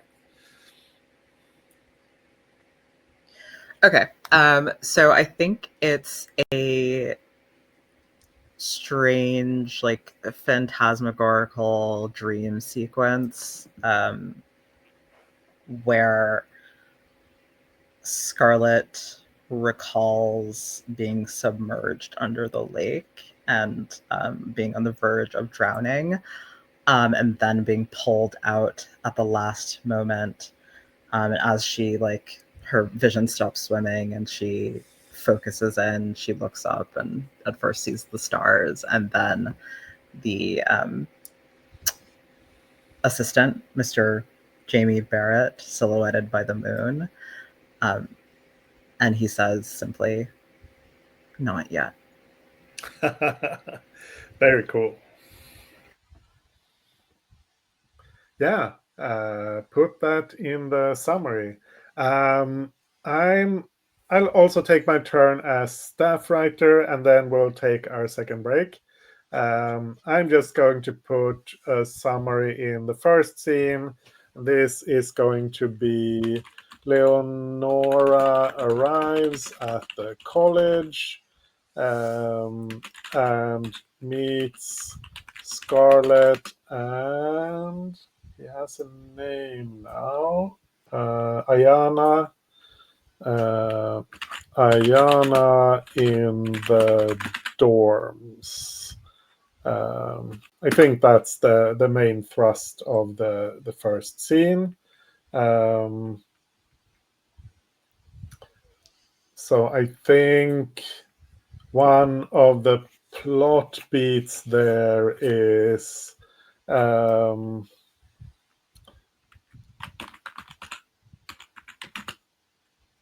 Leonora is dismayed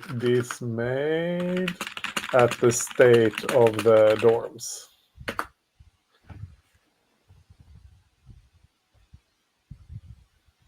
Cool. Let's take 5 minutes, if that's enough for everyone, and we'll be back at 5 past, and I will pause the recording.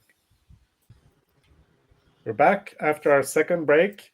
So we have roughly 1 more hour, and we have not done much with the actual episodes. But that's also The fine. groundwork is so Like, fun. yeah. But we've been setting the vibe, and that is also very important. If we don't do much with the episodes, then like for the next session, we'll just have to assume a lot of that some things happened, and that's perfectly fine as well. But it's on to you, Kaya. Yeah, I think I think I'll be a staff writer. And I would like to do a summary of scene 2, which I think is the students go to class. Mark Hamill's character is currently out sick. His teacher's assistant, Mr. I forgot what he named. Mr. Barrett is taking over for the first few days of class. And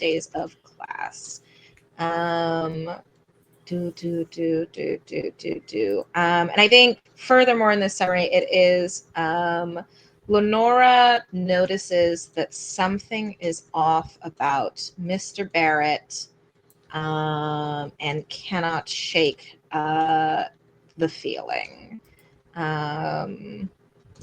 Yeah.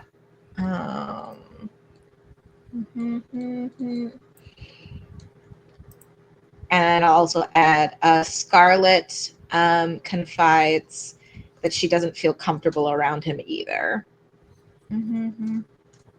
Cool.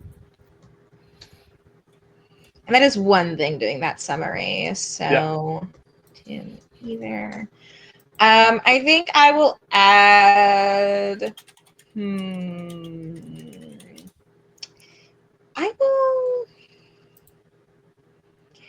I think I'll add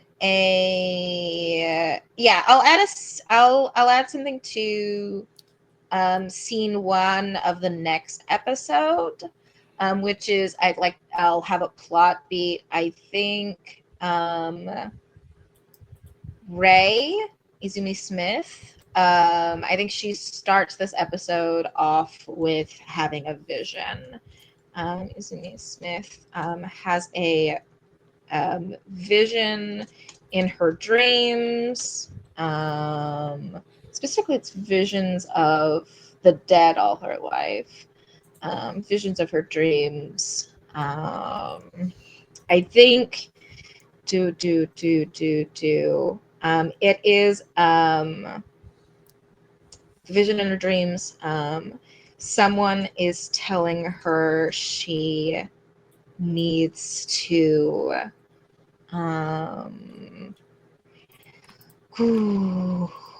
go to the library at midnight. A spirit is telling her to go to the library at midnight.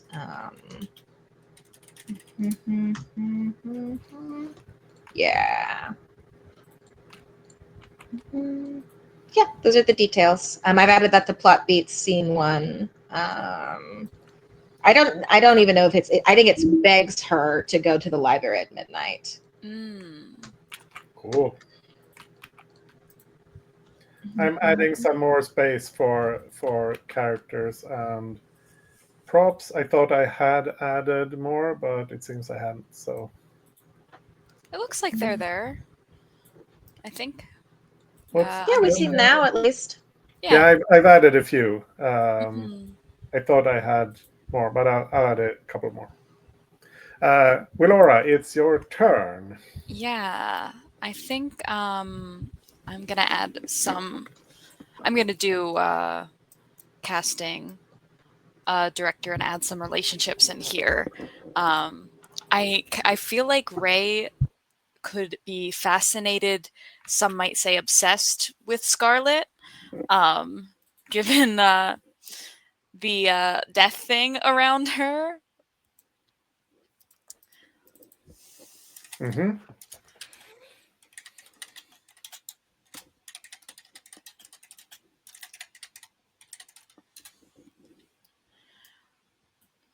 Let's see.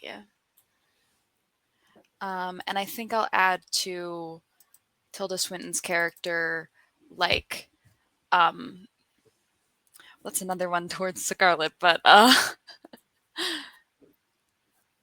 yeah, maybe I'll do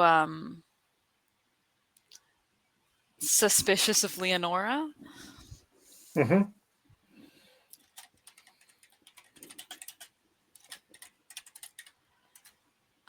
And I will name this character. Uh,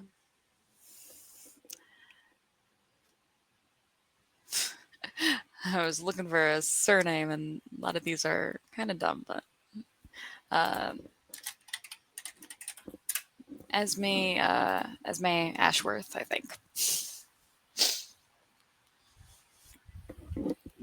Cool. Elle. Yeah, I'll be a staff writer this turn, and I'll add a couple of things to our season premiere. I think in scene 2, I want to add a plot beat that we got a glimpse of Mr. Barrett wiping something off of his fingers with a silk handkerchief that could be either red ink or blood. Cool. And sorry, I'll write this in after I say it.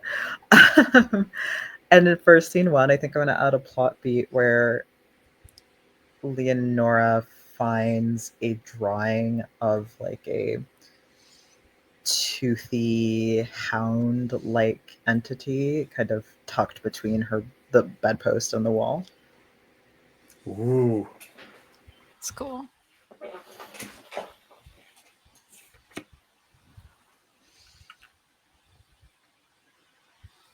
Cool. My turn. I'm going to add. I guess this is a visual too. So I'll be production designer. I'm going to add a visual to scene 3 of the premiere episode. Slow motion. Sequence of a fox hunting a rabbit through the misty forest. Just to bring that theme in there, it feels like something that can be intercut with the dream sequence. And what else? Let's see. Spirit begs her to go to the library at the next midnight. I think that's going to happen in the same episode. I think we have another visual in maybe that's in scene 3 there. I want to do something with the skylight in the library. Let's see. We did some. Where did we have the thing with? Did we have something with the moon? Right. We had like stars and the cosmos as a motif. Yeah, that's true. So I think we have in that episode, in the final scene there, we have a view of the night sky with visible stars through the skylight in the library. Yeah, those were my two things. Kaya. Yeah. I Oh, think. one thing I didn't mention before, and I want to do it now just in case there's any confusion. We don't have to write the episodes in order. If you want to do the season finale right away, you can do that. You don't need to wait for anything in between. Just to make that clear. Yeah. Got it. I think I'll add. I'm so torn. I think I will add to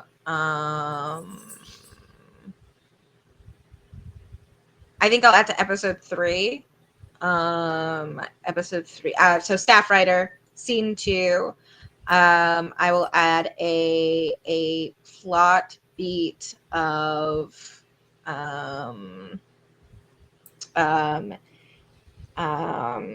Ayana gets in trouble with faculty for snooping on a conversation. I think Ayana gets in trouble with faculty for being in one of the science labs, for being caught in one of the science labs after hours. One of the science labs after hours. So that's a plot beat in scene 2. I think I'd also like to add so needle drops is like picking a specific song. Is there like for visuals, is there anything more specific? Because it feels like visuals are sometimes a plot beat. Question mark. I mean, this is it's not a hard and fast thing with the visuals. Sometimes Okay, it so can be it is like, on the looser side. That's yeah, fine. absolutely. I think I'll add.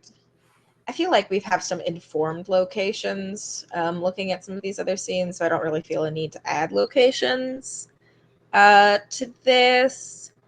But I think I'll add another scene. I'll add another plot beat somewhere. I need a second for it though.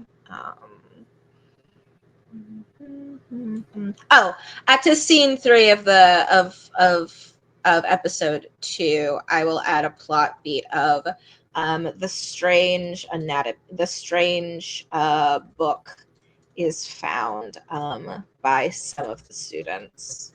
Mhm. Mm-hmm. If you hadn't done it, I would have done it. So that's good. Yeah, I got you. We can be more specific about which students it is, maybe, if we want to be. Do we want it to be a whole crowd of them, or is it just? Whatever I you can just like. say, Or you can leave it open and someone can specify it later if they want to. yeah, sounds good. I'll say by one or more of the students. Actually, it could make sense if it's Ray, since the ghost wanted her to go to the library at midnight. That could be her finding it, but she could have Yeah, company. So yeah. yeah. I'll say, here's the way to frame it. I think the students all converge on accident or on purpose, and find the strange book together. Cool.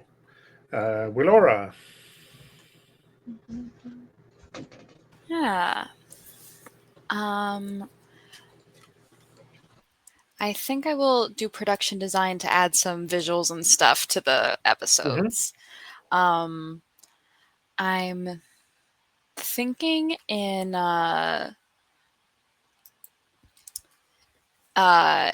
scene 1 of episode 1, we see some like kind of blurry black and white photographs that maybe Ayana or one of his you know, like coworkers, but club mates, I guess, has taken of like strange figures. So Hmm.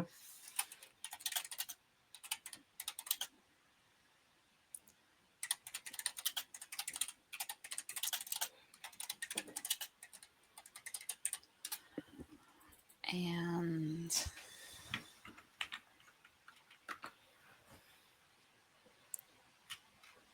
Mhm.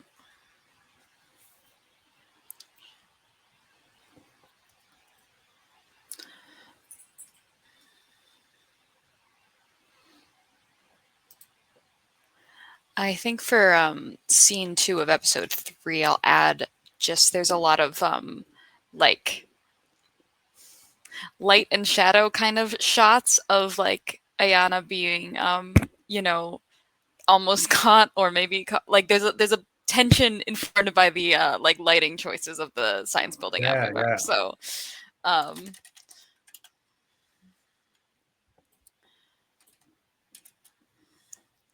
Cool. While you're putting that down, Elle, what do you think you want to do? This feels a little silly, but I think I'm just going to add some episode titles. Yeah, that's that's good. great. I think for episode 2, we're going to call it Canis Major after the constellation, Cool. Yeah. Dog Star. And for the season finale, which we don't have anything about, maybe this will set the tone a little bit. I want to call it Blood Moon.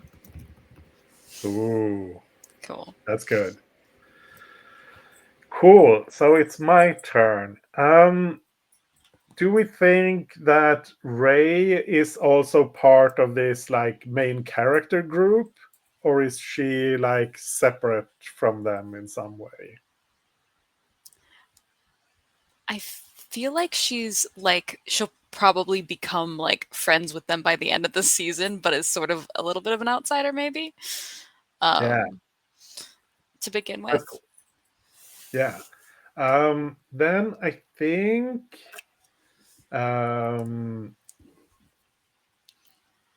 let's say that maybe if she could be the one who gets Ayana into the science building, maybe, or the science Mhm. labs. And I think they're investigating something from the mysterious journal, because there were like alchemy and anatomy and that sort of thing in there. So they're doing some, maybe she's seen some similar notes somewhere. Yeah, I'm going to put that in here.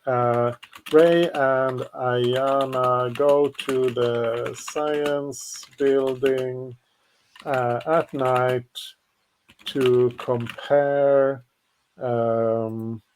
diagrams from the journal to what would be something that would be stationary there, to exhibits in the small museum there. I think there's like they have not it's not like I put museum in quotes. I think they have like or a small exhibit. Yeah. Exhibits in the exhibit. I'll put museum in quotes.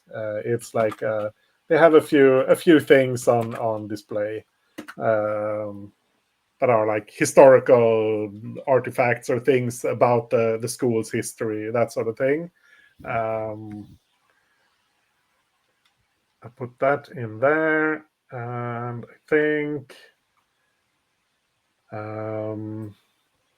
in the last episode, because we have the secret underground maze city, I think we have to have in maybe not the final scene, but in scene 2 of the final episode, we have a chase through the underground maze city. That's one of the plot beats there. Don't know who's chasing who, but we can figure that out. Kaya. Yeah, I think I'd like to go back to being a casting director. Mhm. And if everyone's okay with it, I'll name Mark Hamill's character Go for to Mr. Scott Lawrence. And I think he is specifically a professor of biology, is what I'd like to add. I'd like to add to his Nice. description. Yeah. Yeah, so acclaimed in his field. Yeah, there we go. I might add more to him later, but I think that's the big determination is what does he teach? Yeah. And I think biology is a good answer here. And then I think I can do one more thing because the name is free. So,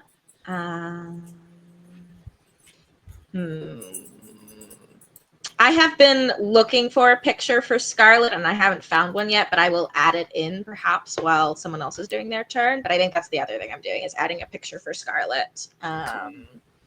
Cool. Then it's Willora. Okay.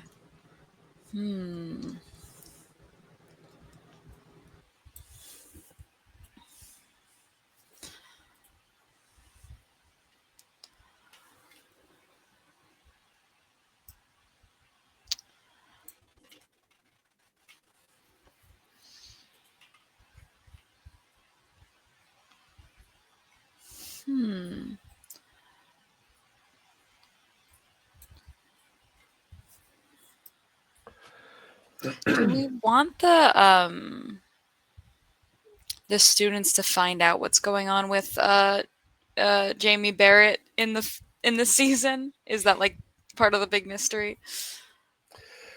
Maybe. I mean, they should find out something because one of the most frustrating things about mystery shows that never reveal anything for real is that they never reveal anything for real. Makes sense. Yeah. You want something to be determined in some way. Yeah, I think my intention with what I wrote in his description is like he's being possessed by Lenora's brother. Yeah. Oh, I thought think- there was something like that. Yeah. Yeah, that was my thought process. If you want to go with that or do something completely different. Yeah, I think I might just go over to the producer thing and add plot arc of what is going on with Jamie Barrett and the investigating that too.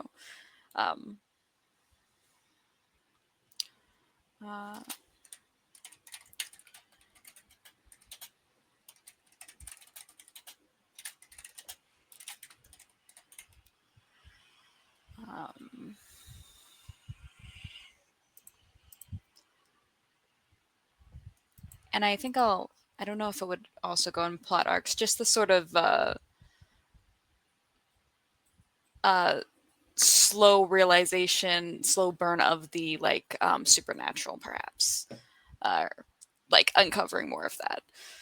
Sure, you can put that there. L.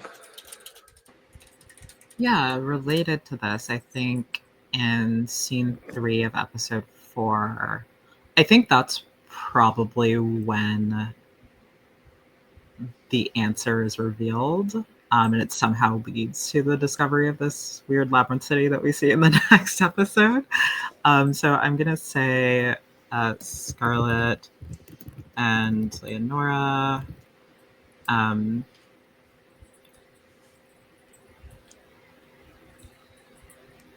discover how Scarlett's death and Leonora's brother's disappearance are intimately connected.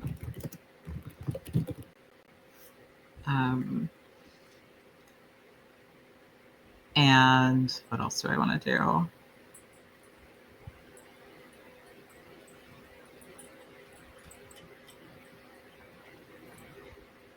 I don't know what this means yet, but for episode 5, during the chase through the underground maze city, I'm going to add a visual of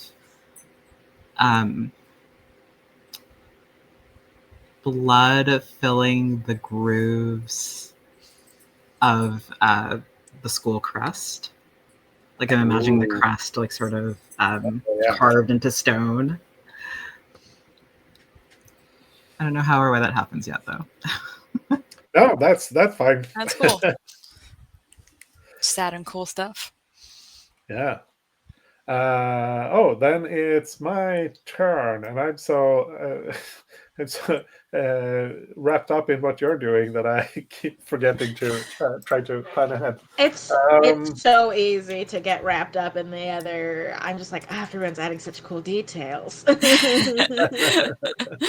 Yeah. Yeah, I think. Let's see.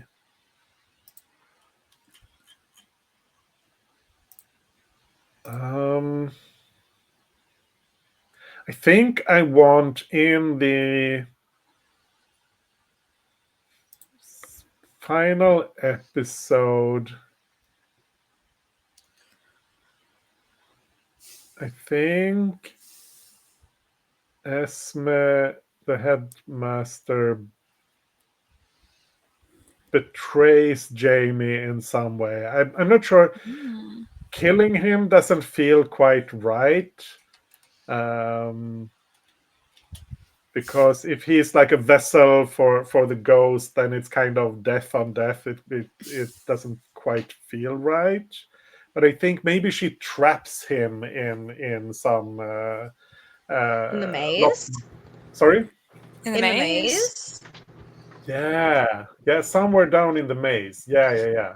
Yeah. And I think this is a plot beat in the final scene. This is kind of like finalizing some things and setting up. Esme traps Jamie in the underground maze, and I'm not sure exactly how she does that, but in some way he's trapped down there. So that's one thing that happens, and I think at some point we have to play into Esme and Scott's past marriage. That has to come up somewhere, I think.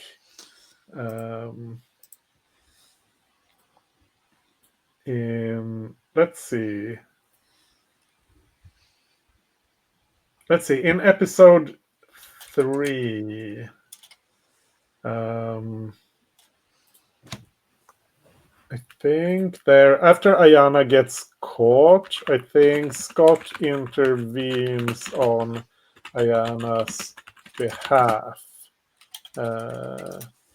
and opposes Esme. Yeah. Kaya. Yeah. Just as a review, I did cast Daphne Keene for Scarlett Soto. That was that casting choice I made. I think I'd like to. I'll be a screenwriter, staff writer. I mean, here.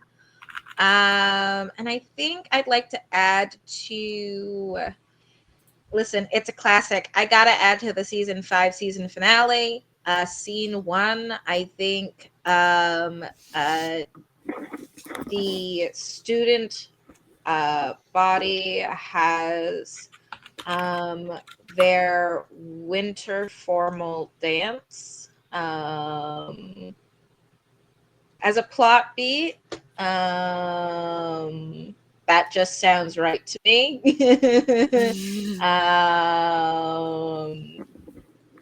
The students must party. I think it is. I will also say in this plot beat, it might not even be winter. It might be like an autumn. But who knows? The student body has a formal school dance. Although they've elected to do most of the partying outside, underneath the night sky. Cool. So that's what's going on there. And then I think I'd like to add.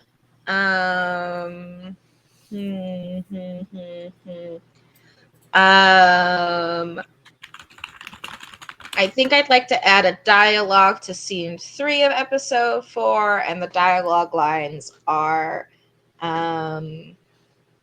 "You aren't how I remember you."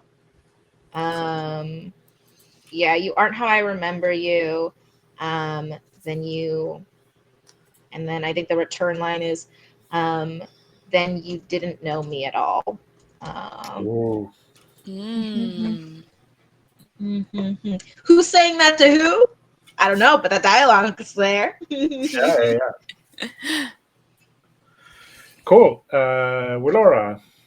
Yeah, I think I'm gonna go up to story editor and add some things. I think episode 4 is named Donati, which is a comet, the most brilliant comet that appeared in the 19th century. Maybe that has something to do with some Cool. ghosts or stuff. And I wanted to add, let's see, conflicts or plot threads to work from.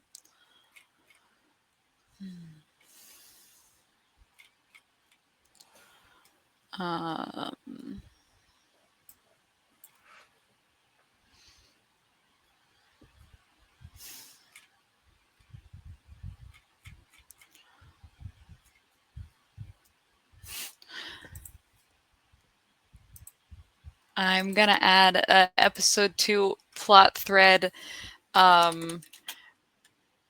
Ray slash Scarlet. Something, there's a vibe. Yeah. Tension, I suppose.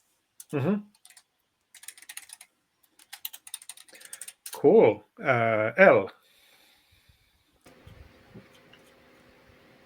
I will be a staff writer again.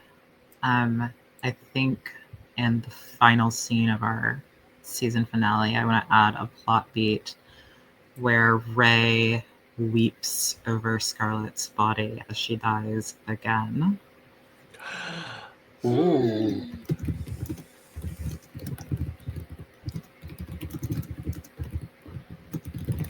And let's see, what else do I want to do?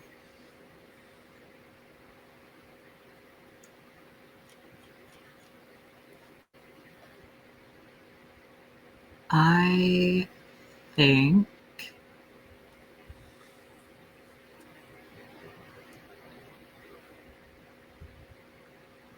we have a formal school dance, so I think in episode 4, Ray is going to ask Scarlet to the dance, and there's like a really cute scene developing that romance plot. Maybe that's like in an early part of the episode, so it's part of scene 1.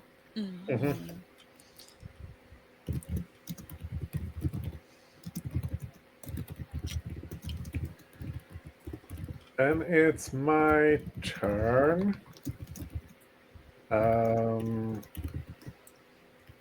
So let's see. First episode is fairly.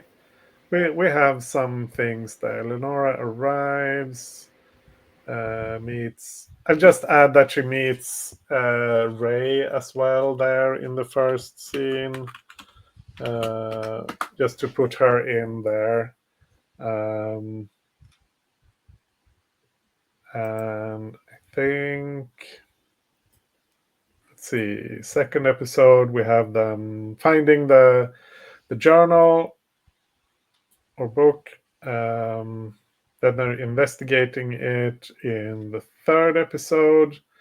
Fourth episode we have the dance and discover something about the death and the brother. And then we have the finale. Hmm.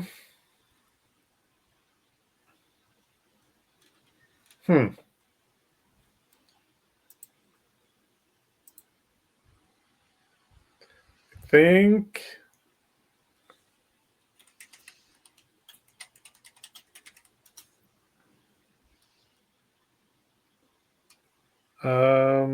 let's see. I'm not sure what to do here.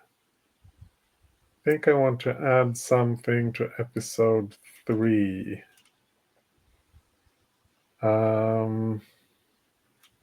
Yeah, we haven't had any. We I put in the students studying in the library as well as a recurring scene, and we haven't had any of those scenes. So I'm going to put that into the beginning of.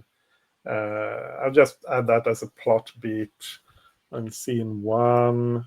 The main characters study in the library, surreptitiously passing the journal between them.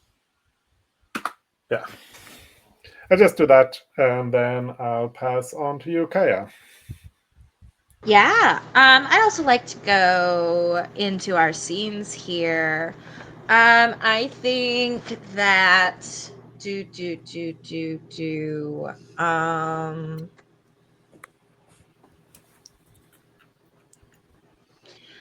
I think I'd like to put Leonora discovers the entrance to the maze somewhere. I'm just not sure which scene it should go in.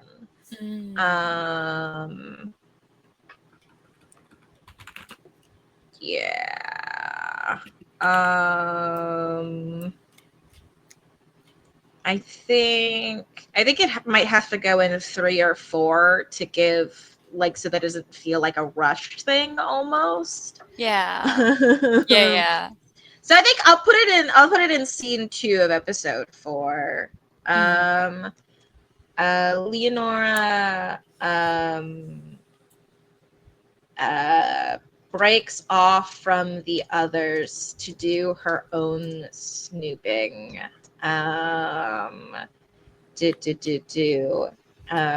And finds the entrance to the underground maze. So yeah, that's going on there. And I think I'd like to add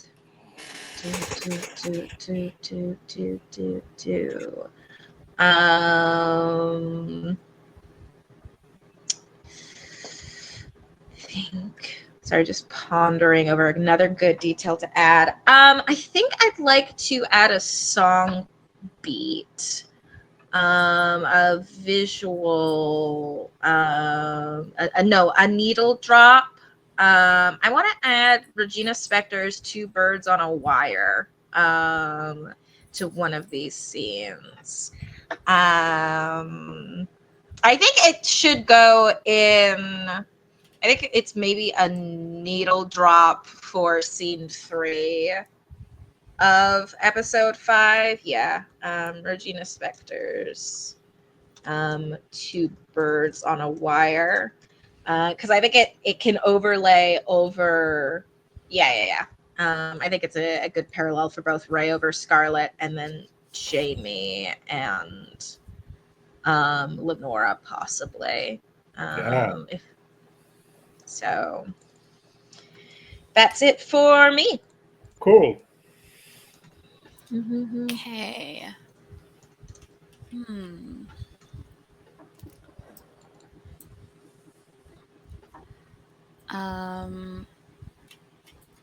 I think I will go back to story editor, add a title. I think our season premiere can be called Solar Flare. And I'm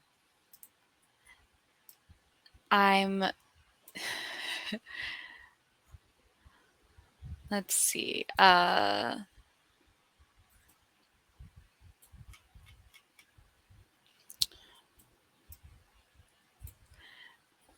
I think for plot thread for episode 2 should.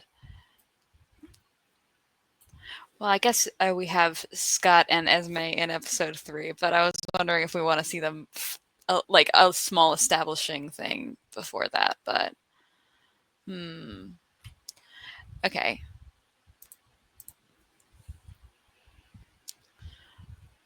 Yeah, absolutely. I think that could be fun. Yeah, I don't know if that should be a full plot thread, but yeah, I think it could just be like a little bit learning some the plot thread is learning intrigue about the faculty. Yeah. Cool. Elle.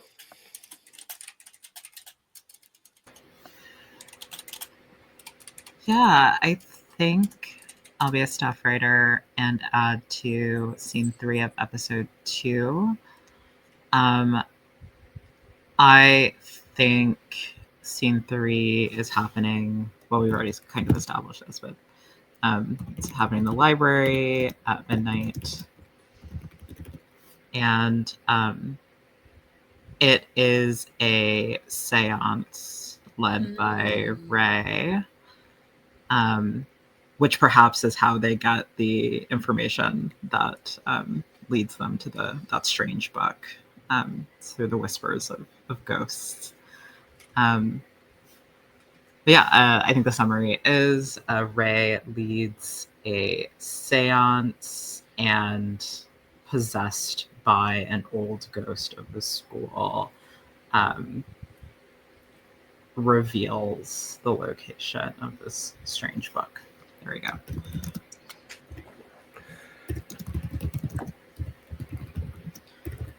Cool.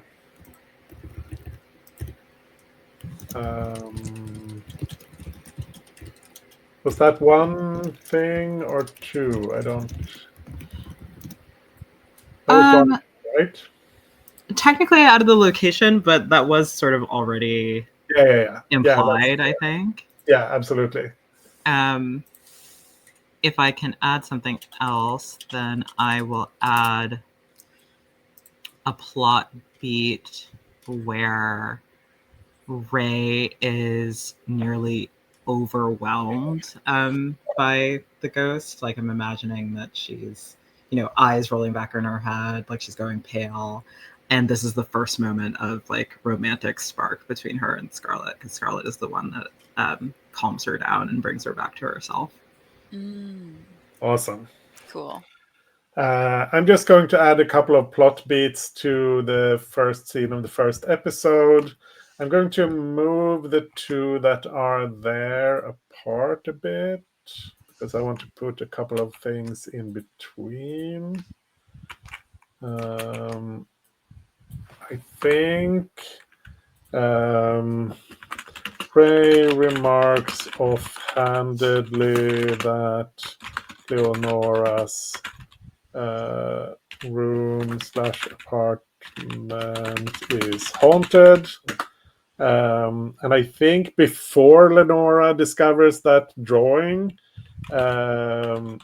she has a dream about being chased through a maze by the hound in the drawing she later finds. So she has the dream first and then she finds the drawing because that's spooky. Um, we have about 10 more minutes, so we have enough for at least one more go round. We'll see if we can squeeze in two. Kaya, it's your turn. Yeah. I'm gonna pick up Staff Rider again. I'm gonna add another detail to episode 4, scene 1, which is following the dance invite. Leonora and Scarlet have a fight. Leonora thinks that Scarlet is abandoning their mission of investigating the mysteries. While Scarlet wants to try and while Scarlet wants to try and just be normal. I think that's that plot beat. So they have it out. And kind of as a prelude, a few episodes earlier to that, actually, is I think at part of scene 3 is a later plot beat is when Scarlet wakes from this dream. She confesses to her new roommate, Leonora, of course, that she is afraid of what she cannot remember. They make a promise to help each other. I'm going to say Leonora promises to help her if Scarlet helps her find her brother. So that's a plot beat in scene 3 when the dream is over. And that's what I got. Cool. Okay. I think I will also go Staff Writer. I want to add a little more Ayana beats in here. Very good. I think I could add one in scene 2 of episode 1. What is he doing in class? I think...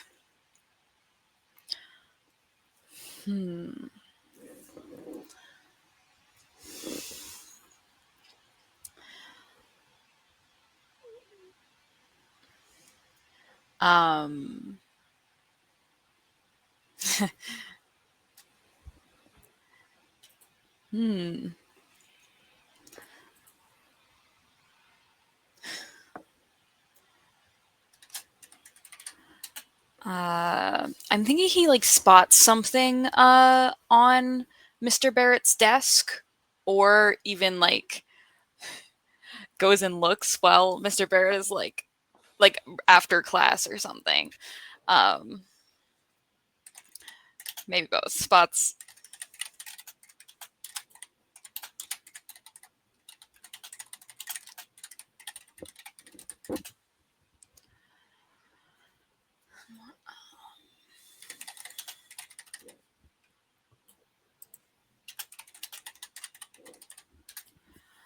Okay.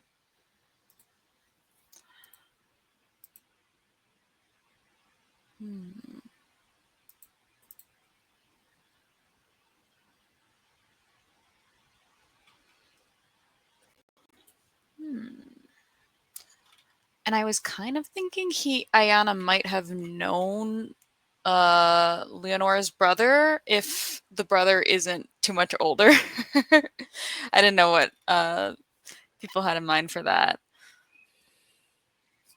I think that's great. All right. Didn't have anything in mind. Cool. Well, I'm going to put that in the first scene.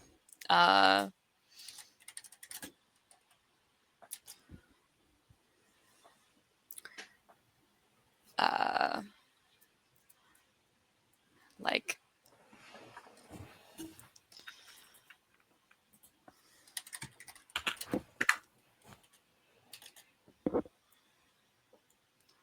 uh,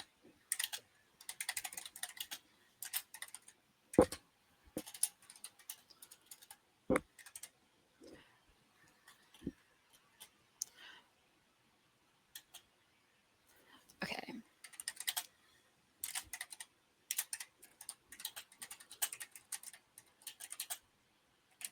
I think the first established thing he is asking Leonore what happened to her brother because there's some official story from the school that wasn't true, and he knows that there's something fishy about it.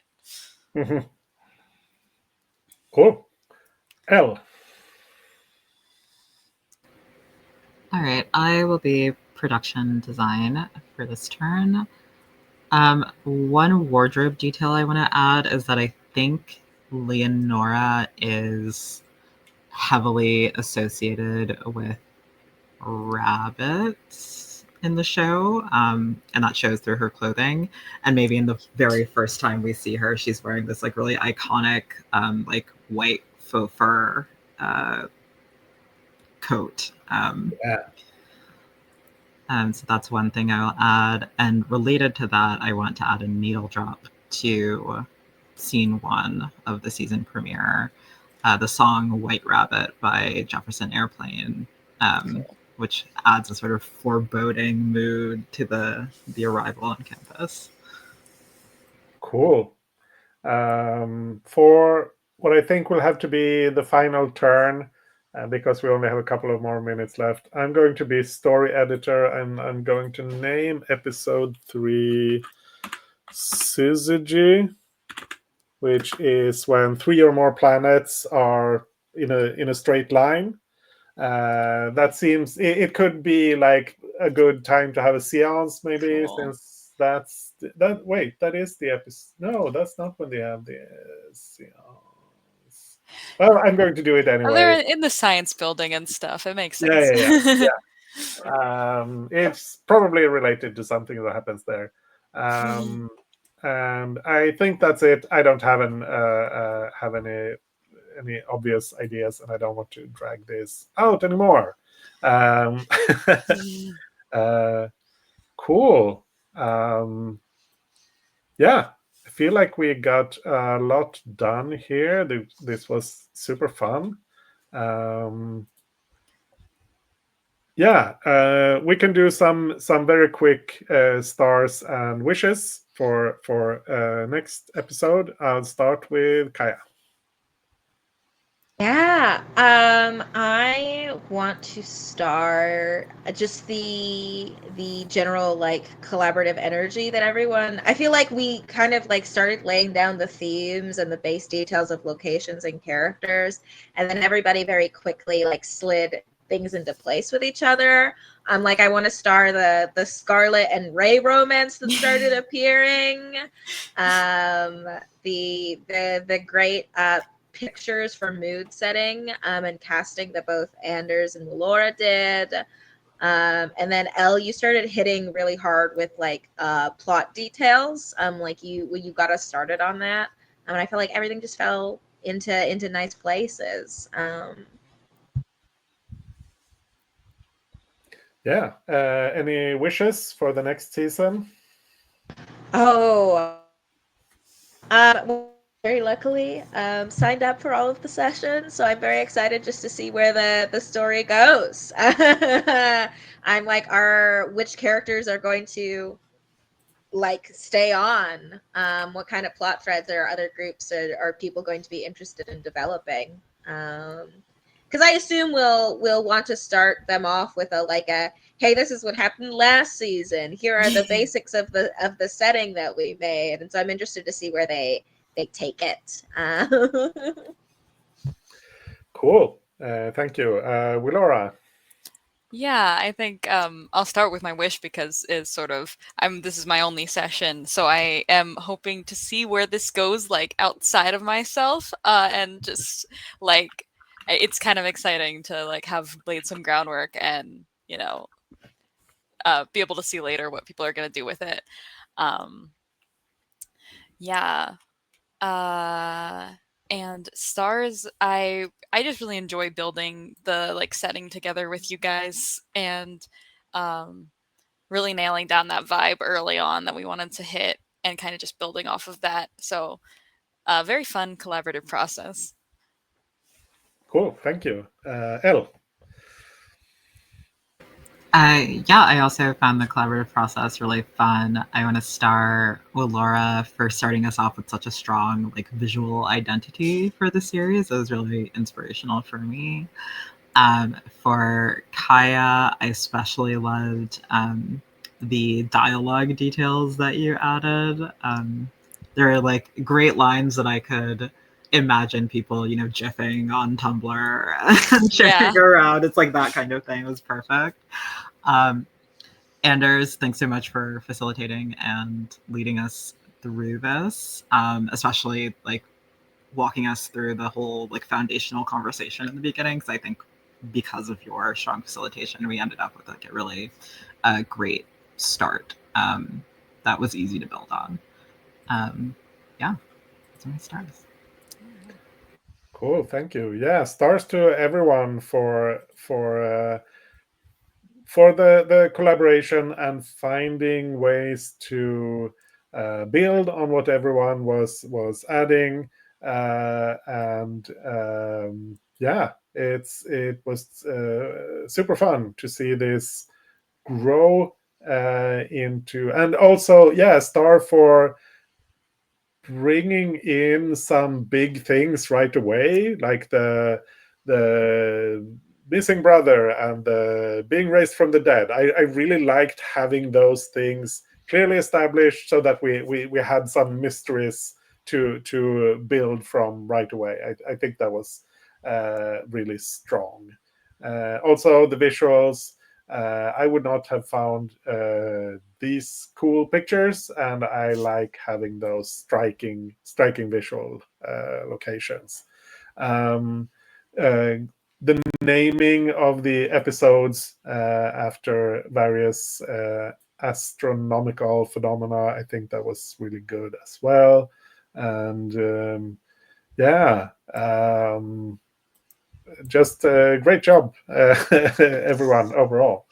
And yeah, I will end the recording here.